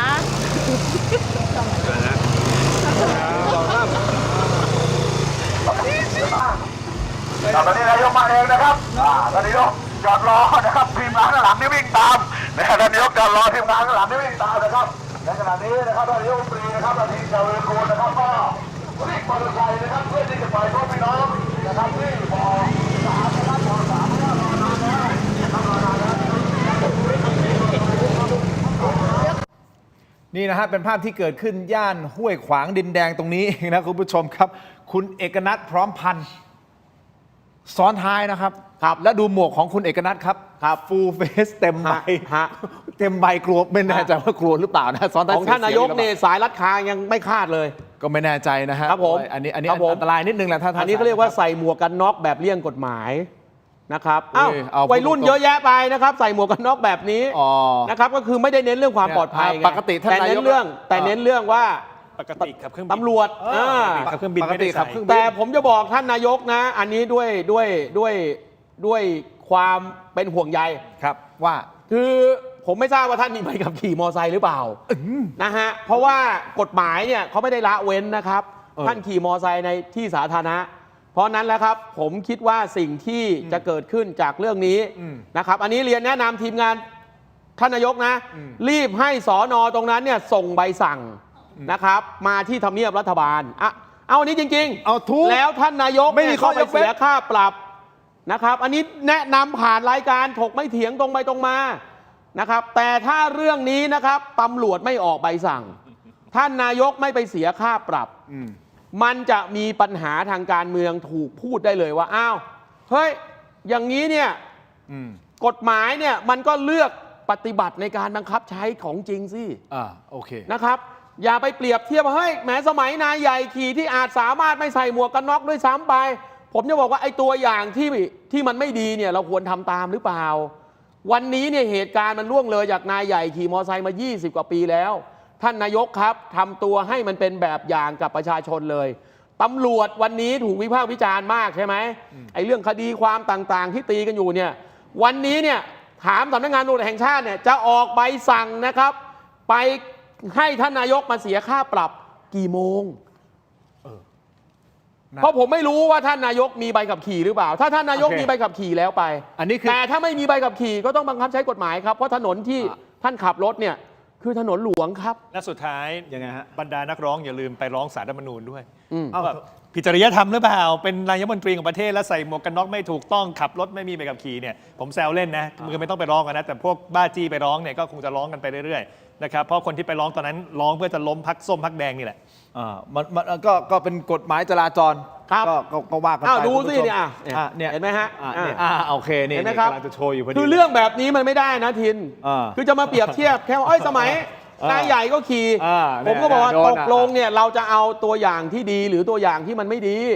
วันนี้เราควรจะมาสร้างค่านิยมใหม่ตำรวจเองนะครับก็ต้องบังคับใช้กฎหมายอย่างเท่าเทียมกันเพราะหลักการคือทุกคนต้องเสมอภาคกันใต้กฎหมายถ้านายกไม่มีใบขับขี่ก็ต้องปรับผมก็ต้องถามว่าจะออกใบสั่งให้ท่านนายกกี่โมงเมื่อท่านนายกรับใบสั่งแล้วนะครับก็ควรจะต้องไปจ่ายค่าปรับหรือว่าท่านนายกจะไปที่สน.ไปแสดงตัวเลยก็ได้ว่าผมไม่มีใบขับขี่วันนั้นผมขี่มอเตอร์ไซค์ยินดีเสียค่าปรับพบร้อยเวรแป๊บเดียวเองอันนี้คือมิติของกฎหมายคุณผู้ชมครับแต่อยากจะให้วิเคราะห์มิติทางการเมืองนิดนึงสั้นๆนิดนึงนะกับการที่นายกรัฐมนตรีออกมาขี่มอเตอร์ไซค์แบบนี้นะครับก็คือไปช่วยลูกพรรคแหละคุณประเดิมชัยผู้สมัครสสม.เขต 5นะครับคุณผู้ชมครับเจาะฐานเสียงคนกรุงเทพแล้วนะครับพูดตรงๆไอ้ภาพแบบเนี้ยมันสามารถที่จะซื้อใจคนกรุงหรือว่าช่วยลูกพรรคได้ไหมวิเคราะห์ก่อนคุณอาจารย์นิวเดี๋ยวจะได้ให้อาจารย์สั้นๆฮะผมถามจริงๆเถอะว่าเราเห็นคือผมก็ไม่ได้เป็นคนที่ขับมอเตอร์ไซค์เป็นอะไรนะแต่ผมก็เห็นมอเตอร์ไซค์ที่เขาขับกันอยู่บนท้องถนนเนี่ยลักษณะมันไม่เหมือนคนขับมอเตอร์ไซค์ถูกไหมครับลักษณะหมวกผมว่ายังดูแคบยังดูฟิตเกินไปไม่รู้ใส่ครบหรือเปล่าสายก็ไม่ได้พาดถูกไหมครับถอยรถต้องมีคนมาช่วยประคองถูกไหมเพราะฉะนั้นผมคิดว่าภาพที่จะสื่อออกมาเนี่ยมันควรจะเป็นภาพที่ธรรมะทแมงนะครับภาพที่เป็นธรรมชาติมากกว่านี้เอาล่ะท่านมีเจ็ตส่วนตัวขับเครื่องบินส่วนตัวเป็นลูกมหาเศรษฐีก้าวขึ้นสู่อำนาจเป็นนายกรัฐมนตรีได้โดยมีเสียงข้างน้อยในสภาเพราะฉะนั้นจะเอาอะไรกับเรื่องการขับมอเตอร์ไซค์ในซอยมันก็คงไม่ปกติสักเท่าไหร่หรอกครับมิติการเมืองมันจะช่วยดึงใจคนช่วงหาเสียงก็ผมบอกแล้วไงนะครับอะไรก็ทำได้ทั้งนั้นแหละนะครับมันไม่ได้แปลกประหลาดแต่ผมถึงบอกแต่ว่าผมเห็นแย้งทินนิดเดียวยังไงฮะเรื่องเมื่อกี้มันไม่ใช่แค่เรื่องกฎหมายนะครับเรื่องนี้คือหลักการทางการเมืองใหญ่เลยนะครับคุณจะเป็นใครจะเป็นผู้นำประเทศสิ่งที่เราจะต้องทำให้เห็นคือว่าเราต้องยืนยันในหลักการว่าทุกคนต้องเสมอภาคภายใต้กฎหมายนะครับแต่ถ้าท่านนายกมีใบขับขี่อยู่แล้วอันนี้จบไปแต่ถ้าไม่มีใบขับขี่นะครับผมเรียนเสนอท่านนายกว่าท่านนายกแวะไปที่สน.เลยนะครับไปพบร้อยเวรแล้วก็เอาคลิปที่คุณเปิดนี้ก็ได้บอกว่าผมเนี่ยทำผิดกฎหมายผมไม่มีใบขับขี่แล้วผมไม่ขี่มอเตอร์ไซค์ขอมาเสียค่าปรับนะครับไอ้นี้ก็เป็นแบบอย่างที่งดงามนะครับแต่อย่าปล่อยให้เรื่องนี้มันปล่อยผ่านเลยสำนักงานตำรวจแห่งชาติเองเนี่ยก็เห็นคาตาอยู่แล้วเนี่ยนะครับผมก็ต้องถามว่าผมไม่รู้ว่าท้องที่ไหนนะฮะไปสั่งจะออกกี่โมงนะครับซึ่งอันนี้นะครับแต่ถ้าท่านมีใบขับขี่ก็จบไปแต่ถ้าท่านไม่มีก็ทุกคนก็ต้องอยู่ภายใต้กฎหมายถ้าท่านนายกทำตามคำแนะนำผมนะภาพเขาเรียกว่าบุคลิกภาวะความเป็นผู้นำท่านก็โดดเด่นขึ้นนะครับอันนี้เป็นสิ่งที่ท่านเลือกปฏิบัติได้นะครับจะเอายังไงจะทำตัวแบบมีอภิสิทธิ์เหนือกฎหมายก็ทำได้หรือจะทำตัวเป็นคนที่ปฏิบัติตามกฎหมายเช่นเดียวกับคนจนคนอื่นชาวบ้านชาวเมืองทั่วไปก็ทำได้เลือกเอาคุณผู้ชมก็ ลองวิเคราะห์ในสิ่งที่แขกรับเชิญของผมทั้งสองท่านได้พูดมานะครับผมไม่มีหน้าที่ในการที่จะไปโต้แย้งหรือว่าจะไปเถียงเพื่อที่จะเข้าข้างฝ่ายใดฝ่ายหนึ่งแต่ผมมีหน้าที่ถามแล้วก็ให้อาจารย์ทั้งสองท่านเนี่ยวิเคราะห์มาส่วนคุณผู้ชมจะคิดเห็นอย่างไรคุณผู้ชมก็ลองพิมพ์กันเข้ามาดูนะครับว่าหลักการฟังไม่ใช่แค่บอกอ๋อมันก็แค่มอเตอร์ไซค์อันนี้หลักการของอาจารย์จ๊ะเป็นหลักการของอาจารย์นิวเป็นยังไงมาร่วมวิเคราะห์กันอันนี้สามารถที่จะแสดงความคิดเห็นได้ถูกนะครับถ้าผมอีกนิดเดียวนะคือหลักการเนี้ยมันสำคัญนะไอ้คดีอะไรกระทิงแดงขับรถชนเนี่ยมันก็หลักการแบบนี้ไม่ใช่เหรอถูกไหมครับเมาสุราห้ามขับรถอะไรมันหลักการเดียวกันนะครับเพราะนั้นผมเนี่ยคิดว่าไอ้มุกแบบมาสร้างอีเวนต์ให้มันอะไรให้มันดูแบบเป็นอะไรเป็นไวรัลอะไรเนี่ยผมไม่ได้มีปัญหาตรงนี้นะครับอันนี้เรียนด้วยความเคารพไม่ว่าพรรคไหนแต่ว่าถ้าท่านไม่มีใบอนุญาตผมก็แนะนำว่าท่านก็ไปทำตัวปฏิบัติตามกฎหมายมันก็จบแถมได้บารมีด้วยมารบ่มีบารมีบ่เกิดมันจะเป็นตัวอย่างให้กับประชาชนเพราะไม่งั้นถึงเวลาเราก็สามารถอ้างได้อ้าวนายกยังไม่โดนเลยนะครับนั่นแหละฮะเราต้องการเซตมาตรฐานที่ดีตำรวจจะตอบว่าไงวะบอกว่าอะไรฮะตำรวจไม่เห็นหมายถึงเป็นแต่ถ้านายกไปแสดงตัวเถอะถึงตำรวจไม่เห็นก็ไปแสดงตัวนะครับขอบคุณครับอาจารย์นิวอันนี้ให้สีแดงเลยนะฮะไม่มีนัยยะอะไรทั้งสิ้นนะครับทานเยอะเพราะวันนี้ได้ยินเสียงผู้หญิงของอาจารย์จ้าด้วยนะเสียงนายน้อยเนี่ยนายกนายน้อยเสียงแหลมใช่มีเปล่าเดี๋ยวทีมงานหาผมคิดถึงนะครับมีกินมีใช้มีเกียรติมีศักดิ์ศรีครับมีเลยป่ะมาหน่อยแป๊บนึงของแป๊บนึงเดี๋ยวฟังเอาอะไรแม่เปิดเลยเหรอจะเปิดเลยเหรอเดี๋ยวก่อนไหนก็ไหนได้ชมคลิปแน่นายเล็กนายน้อยใช่ไหมนายน้อยไม่ใช่นายเล็กนะครับวันนี้นะฮะพูดคุยกันมานานขอขอบคุณเม็ดอมซิงค์พลัสผลิตภัณฑ์ไมบาซินจากเกรเตอร์ฟาร์มานะครับมี3สูตรที่มีคุณประโยชน์จากวิตามินหลากหลายชนิดครับเม็ดอมซิงค์พลัสวิตามินซีและโคคิวเทนกลิ่นอลูมะนาวเม็ดอมซิงค์พลัสลูทีนและบิวเบอรี่กลิ่นแบล็คเคลเรนต์เม็ดอมซิงค์พลัสเบต้ากลูแคนกลิ่นสตรอเบอรี่นะครับซิงค์มีส่วนช่วยในการทำหน้าที่ของระบบภูมิคุ้มกันและกระบวนการต่อต้านอนุมูลอิสระถ้าเจ็บคอไอหรืออยากเสริมภูมิคุ้มกันนะครับเลือกไมบาซินจากเกรเตอร์ฟาร์มาหาซื้อได้ที่ร้านสะดวกซื้อซุปเปอร์มาร์เก็ตและร้านขายยาทั่วประเทศไมบาซินจากเกรเตอร์ฟาร์มาก้าวสู่60 ปีอย่างมั่นคงและยั่งยืนนะครับขอบคุณไมบาซินที่อยู่เคียงข้างถกไม่เถียงนะครับเอาละมีคลิปใช่ไหมนายน้อยใช่เปิดเลยฮะแล้วมาเปรียบเทียบกับคลิปอาจารย์เชนตรงท่อนฮุกเนี่ยนะฮะเราจะได้เห็นวิธีกลูมนะครับฟังครับของทีมงานเบื้องหลังพรรคเพื่อไทยเป็นรัฐบาลประเทศไทยเปลี่ยนทันทีปิดสวิตช์สวปิดสวิตช์3 ป.คนไทยมีกินมีใช้มีเกียรติมีศักดิ์ศรีไปพร้อมๆกันค่ะพี่น้องครับและสิ่งเหล่านี้เราพร้อมที่จะประกาศทันทีว่าหากเราเข้าไปคนไทยต้องไร้จนและไร้จนอย่างยั่งยืนครับพี่น้องถ้าเรารู้ว่าคนจนอยู่ที่ไหน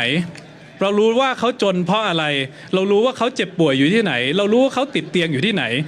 รัฐบาลสามารถช่วยเหลือได้แต่แค่ตอนนี้เราไม่รู้ว่าเขาอยู่ตรงไหนเพราะฉะนั้นนโยบายนี้คือการดูแลพี่น้องประชาชนให้ถึงที่สุดในสายตาของประชาชนด้วยหัวใจความรักประชาชนครับ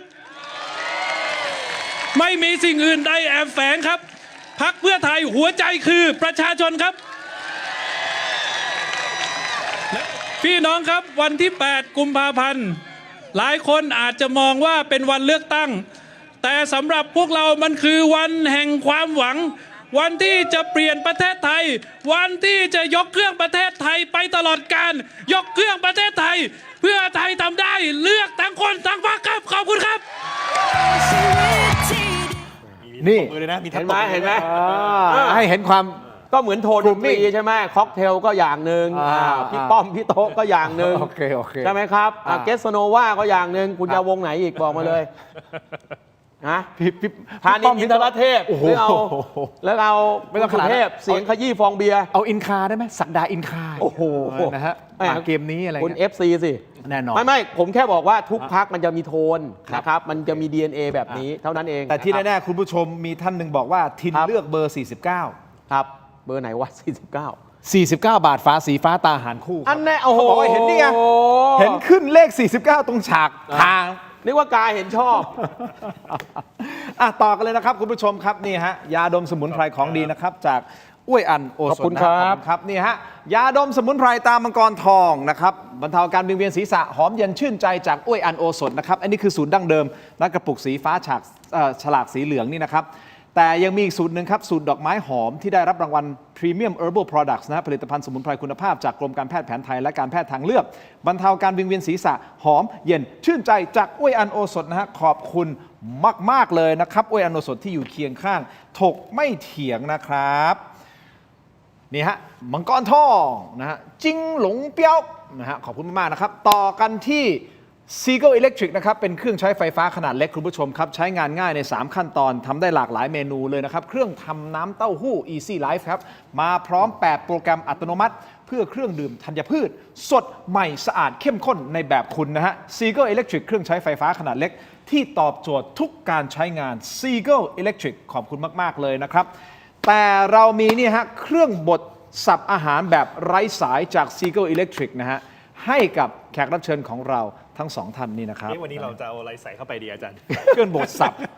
เครื่องบดสับแบบไร้สายจริงแบบไร้สายนะชาร์จผ่านชาร์จไฟแล้วก็ปุ๊บ คุณ ใช้ ควร ได้ จะเอาไปให้พวก ใคร แคนดิเดตนายก เอาละ ทุกพักเลย ให้เขาสับให้ บ เขา ทสับกันนะฮะ โอเค ไร้สายด้วย สุดยอดนะครับ ขอบคุณมากครับ ครับต่อกันที่ยาธาตุน้ำขาว 49 บาทฝาสีฟ้าตาหารคู่นะครับมาตรฐานสากลหาซื้อง่ายตามร้านขายยาแผนปัจจุบันนะครับ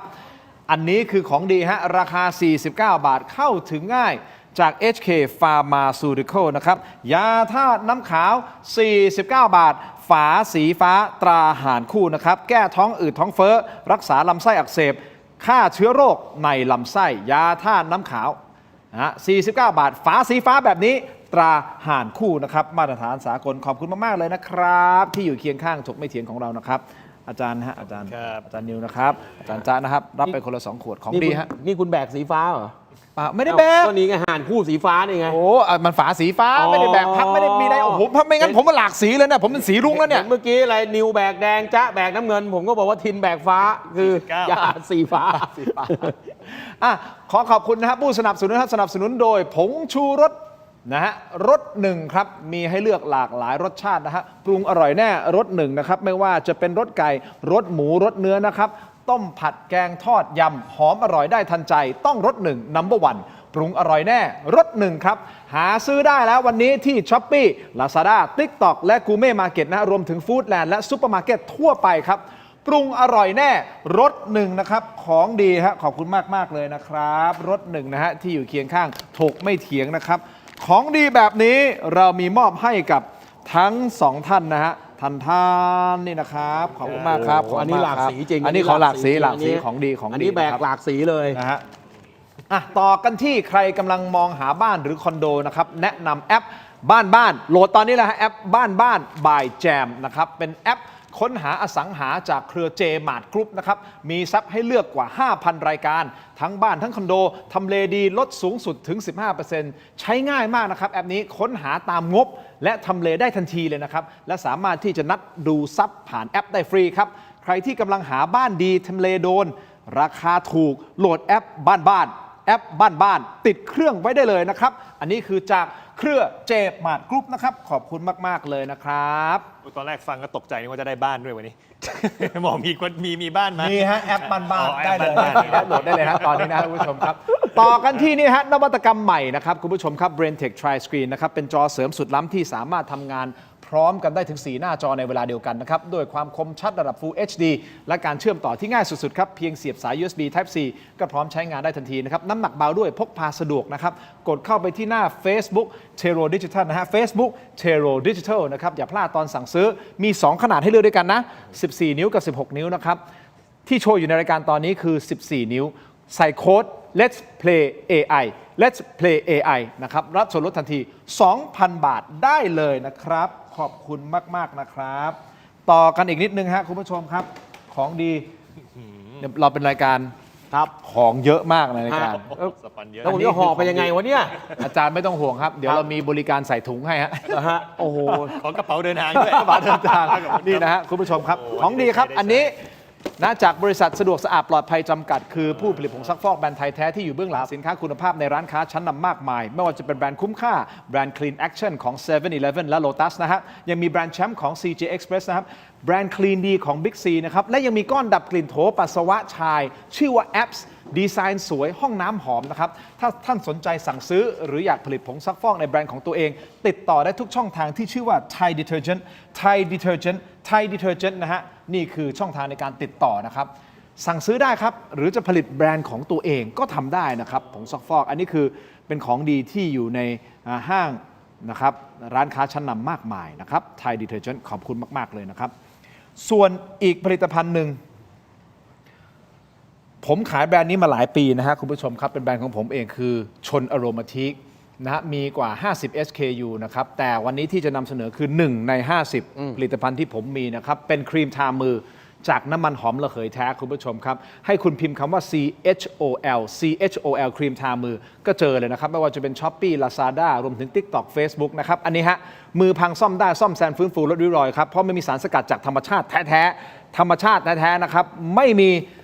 น้ำหอม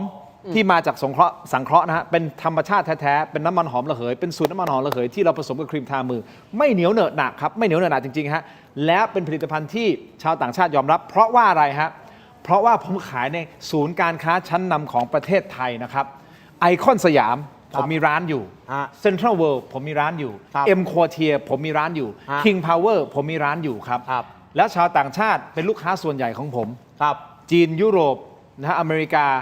อาหรับมีหมดเอเชียนะสิงคโปร์ฮ่องกงมีหมดครับเทาไหมฮะไม่เทาครับไม่เทานะฮะไม่เทาครับไม่เทาครับแหมอาจารย์ผมไปพูดซะไปไม่ถูกเลย คือขายมาหลายปีและเป็นที่ยอมรับของชาวต่างชาติเพราะฉะนั้นผมถึงมั่นใจคุยกับทีมงานบอกเฮ้ยอยากให้คนไทยได้ลองใช้ของดีใช้แบรนด์ของคนไทยเป็นแบรนด์ของคนไทยเองนะครับถ้าไม่เชื่อไปดูที่ไอคอนสยามได้ไปดูที่เซ็นทรัลเวิลด์ได้นะครับมีร้านอยู่นะครับไปดูได้แต่ถ้าท่านบอกเฮ้ยอยากจะลองเปิดใจดู SKU นี้เป็น SKU ที่เข้าถึงง่ายเพราะว่าราคาไม่ได้ราคาคุ้มค่าไม่แรงมากเข้าไปที่ Shopee Lazada นะฮะShopee Lazada TikTok นะรวมถึง Facebook พิมพ์คำว่า CHOL ครีมทามือมันขึ้นเลยฮะชนอโรมาทิกลองเปิดใจดูนะครับขอบคุณมากครับเอามาทาหน้าได้ไหมเอามาทาหน้าได้ไหมมีแจกแขกในรายการไหมไอเลยผมคุยกับทีมโอ้โหดูสำลักเลย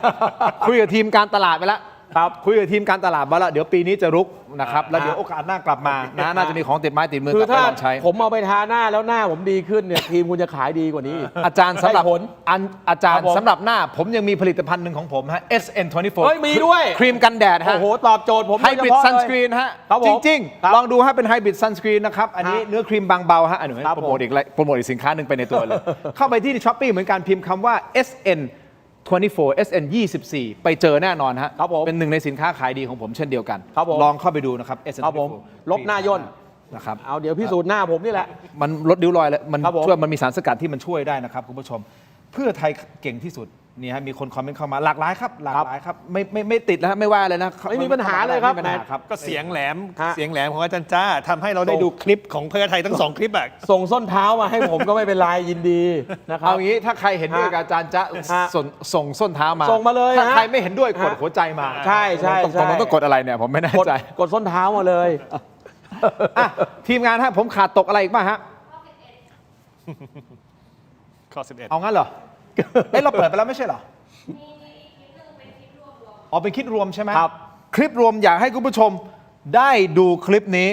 คุณผู้ชมหลายท่านที่ติดตามรายการของผมมักจะถูกตีตราว่าผมเป็นพรรคส้มเป็นรายการส้มมาหลายปีแล้วผมโดนอย่างนี้มาตลอดนะครับถ้าผมเป็นพรรคใดพรรคหนึ่งเนี่ยแล้วเชียร์พรรคใดพรรคหนึ่งเนี่ยแล้วผมรู้ว่ามีกระแสอะไรที่มันเป็นลบนะถ้าเป็นอย่างนั้นนะผมจะไม่เชิญมาหรอกครับเชิญมาให้โดนส้นเท้าทำไมครับถูกไหมฮะอุ้ยดีนะเนี่ยพูดแล้วก็พูดตรงๆอ่ะถูกป่ะถ้าผมเชียร์ใครอ่ะแต่ผมไม่ได้เชียร์ใครคุณพลาดแล้วเพราะว่าเชียร์ประเทศเสื้อผมนี่หล่อสุดโอเคผมเชียร์ประเทศไทยนะไม่ว่าใครจะเป็นรัฐบาลในอนาคตอะไรแล้วแต่เราก็ต้องให้กำลังใจกับรัฐบาลชุดนั้นถูกต้องครับแม้แต่รัฐบาลชุดคุณอนุทินก็ตามแม้แต่เพื่อไทยก็ตามมีข้อตำหนิไหมมีเราก็ตำหนิแต่ข้อไหนที่ดีเราก็ต้องส่งเสริมและให้กำลังใจถูกต้องไหมเพราะฉะนั้นจริงมันเป็นอย่างนั้นนะอาจารย์ถูกต้องไหมฮะครับรับทราบครับลูกพี่ไม่ใช่ว่าไม่เชิญนะพรรคเพื่อไทยก่อนหน้าพยายามเชิญตอนที่เป็นรัฐบาลอาจารย์นิวก็ลุกก็ไม่ค่อยมา พรรคพอคุณภูมิใจไทยเป็นรัฐบาลเชิญมาก็ไม่ค่อยมา อ้าว ก็ไม่รู้ว่าอนาคตรัฐบาลชุด แล้ว ต่อ วัน ไป นี้เชิญพักไหนมาเนี่ย วันนี้แหละครับก็ผมบอกแล้วตอนแรกที่ผมเชิญคือเชิญพรรคส้ม อ๋อ แล้วท่านไม่ว่าง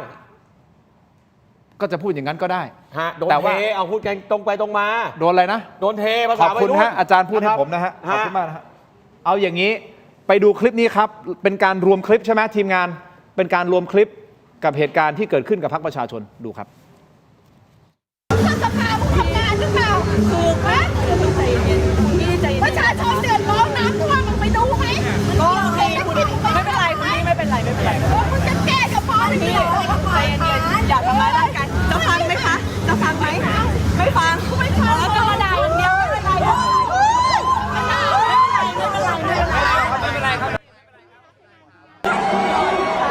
ไม่ต้อนรับคนล้มเจ้าค่ะไม่ได้ไม่เป็นไรค่ะถ้าอยากด่ากันเดี๋ยวคุณพี่มาตั้งคิวใหม่เนาะโอเค รักหรือไม่รักไม่เป็นไรแต่ว่าเราอย่าใช้ความรุนแรงกันเลยนะคะพี่จะถามว่าอย่าถามนะของนี้เป็นของเขตปัตตานีใช่ไหมครับมีทหารไว้ทำไมไว้ทำไมอันนี้ผมอยากจะรู้คำตอบว่าโอเคเอาทหารมีไว้ทำไมก่อนนะคะ จริงๆ ดีใจมากที่มีคำถามนี้ที่พื้นที่3จังหวัดนี่ฮะเป็นส่วนหนึ่งเท่านั้นนะครับคุณผู้ชมครับสั้นๆนะฮะปิดท้ายนิดนึงนะครับนี่คือศึกใหญ่ของพรรคประชาชนในการเลือกตั้งครั้งนี้ใช่ไหมฮะกับเหตุการณ์ที่เกิดขึ้นสั้นๆครับอาจารย์ฮะก็เป็นสิ่งที่พิสูจน์วุฒิภาวะนะครับของนักการเมืองทุกคนนะครับโดยเฉพาะพรรคสีส้มนะครับก็แต่เท่าที่ผ่านมานะอันนี้ต้องพูดตรงๆนะครับก็จัดการนะครับคือจัดการสิ่งที่เกิดขึ้นเฉพาะหน้าได้ดีนะครับเพราะนั้นก็ให้กำลังใจครับและนี่ผมก็ต้องบอกว่ากระบวนการประชาธิปไตยเนี่ยมันก็จะบ่มเพาะนะครับความมีน้ำอดน้ำทนอย่างนี้แหละนะครับก็ถือว่าต้องรับฟังความเห็นที่แตกต่างให้ได้ซึ่งที่ผ่านมาก็พรรคส้มก็ทำได้ดีตรงนี้นะครับอาจารย์นิวสรุปหน่อยครับเป็นเรื่องของประสบการณ์ครับเหตุผลที่เราไม่มีปัญหาลักษณะนี้กับพรรคเพื่อไทยเพราะเป็นพรรคที่ผ่านประสบการณ์สสแต่ละคนมีประสบการณ์แม้สสหน้าใหม่ก็เป็นสสที่มาจากครอบครัวบ้านใหญ่ที่เขาสั่งสมประสบการณ์มาประสบการณ์เป็นสิ่งที่มีค่าและผมเชื่อเมื่อเวลาผ่านไปพรรคส้มผมหวังว่าเขาจะมีวันหนึ่งที่ได้เป็นรัฐบาลจะได้เห็นว่าการเป็นรัฐบาลเนี่ยไม่ใช่เรื่องง่ายเลยแค่เป็นฝ่ายค้านเนี่ยยังโดนโจมตีเลยไปพูดได้ยังไงและคุณเป็นรัฐบาลเนี่ยมันจะไม่ยิ่งยากกว่านี้อีกหรือคุณผู้ชมครับขอบคุณทุกท่านสังกัดติดตามไปดูผลโหวตกันหน่อยนะฮะทีมงานเราขึ้นมาหน่อยนะครับเราถามคุณผู้ชมว่าคุณคิดว่าตอนนี้แล้วนะกระแสพรรคใดมาแรงที่สุดนะครับภูมิใจไทยอยู่ที่ 25%เพื่อไทยอยู่ที่ 17%พรรคประชาชนอยู่ที่ 47%พรรคประชาธิปัตย์อยู่ที่ 11%นี่คือความคิดเห็นของคุณผู้ชมที่ชมรายการถกไม่เถียงวันนี้เท่านั้นนะฮะไม่มีผลพวงทางด้านอะไรใดทั้งสิ้นนะเป็นแค่ความคิดเห็นนะครับซึ่งมีคนโหวตเข้ามาประมาณ 8,000 โหวตสำหรับวันนี้นะขอบคุณมากๆเลยนะครับแต่วันอาทิตย์นี้นะครับอันนี้ของจริงใช่ไหมนะครับเพราะว่าทุกพรรคการเมืองเนี่ยนะครับเขาจ้องตาไม่กระพริบว่าหัวคะแนนพรรคครูเนี่ยจะได้เป็นอบต.กี่คนโอเคเพราะมันหมายถึงที่นั่งสสในวันที่ 8เดี๋ยวรอดูกันต่อไปเพราะนั้นไปใช้สิทธิ์ใช้เสียงเลือกนายกอบต.กันครับอนาคตของประเทศชาติอยู่ที่มือของท่านและปากกาของท่านในวันที่ 8 กุมภาพันธ์ที่จะถึงนี้นะครับและอย่าลืมไปลงประชามติด้วยนะครับบัตร3 ใบนะครับ8 กุมภาเข้าคูหากาเห็นชอบอาจารย์ต้องยืนแล้วอาจารย์ต้องยืน8 กุมภาเข้าคูหากาเห็นชอบส่วนใครที่ไม่เห็นชอบก็มีสิทธิ์ที่จะพูดเหมือนกันก็บอกไปเลยฮะว่ากาไม่เห็นชอบโอเคครับนะครับเราตรงไปตรงมารณรงค์ได้ทั้งฝ่ายที่แบบผมเห็นชอบกับฝ่ายที่บอกว่าไม่เห็นชอบโอเค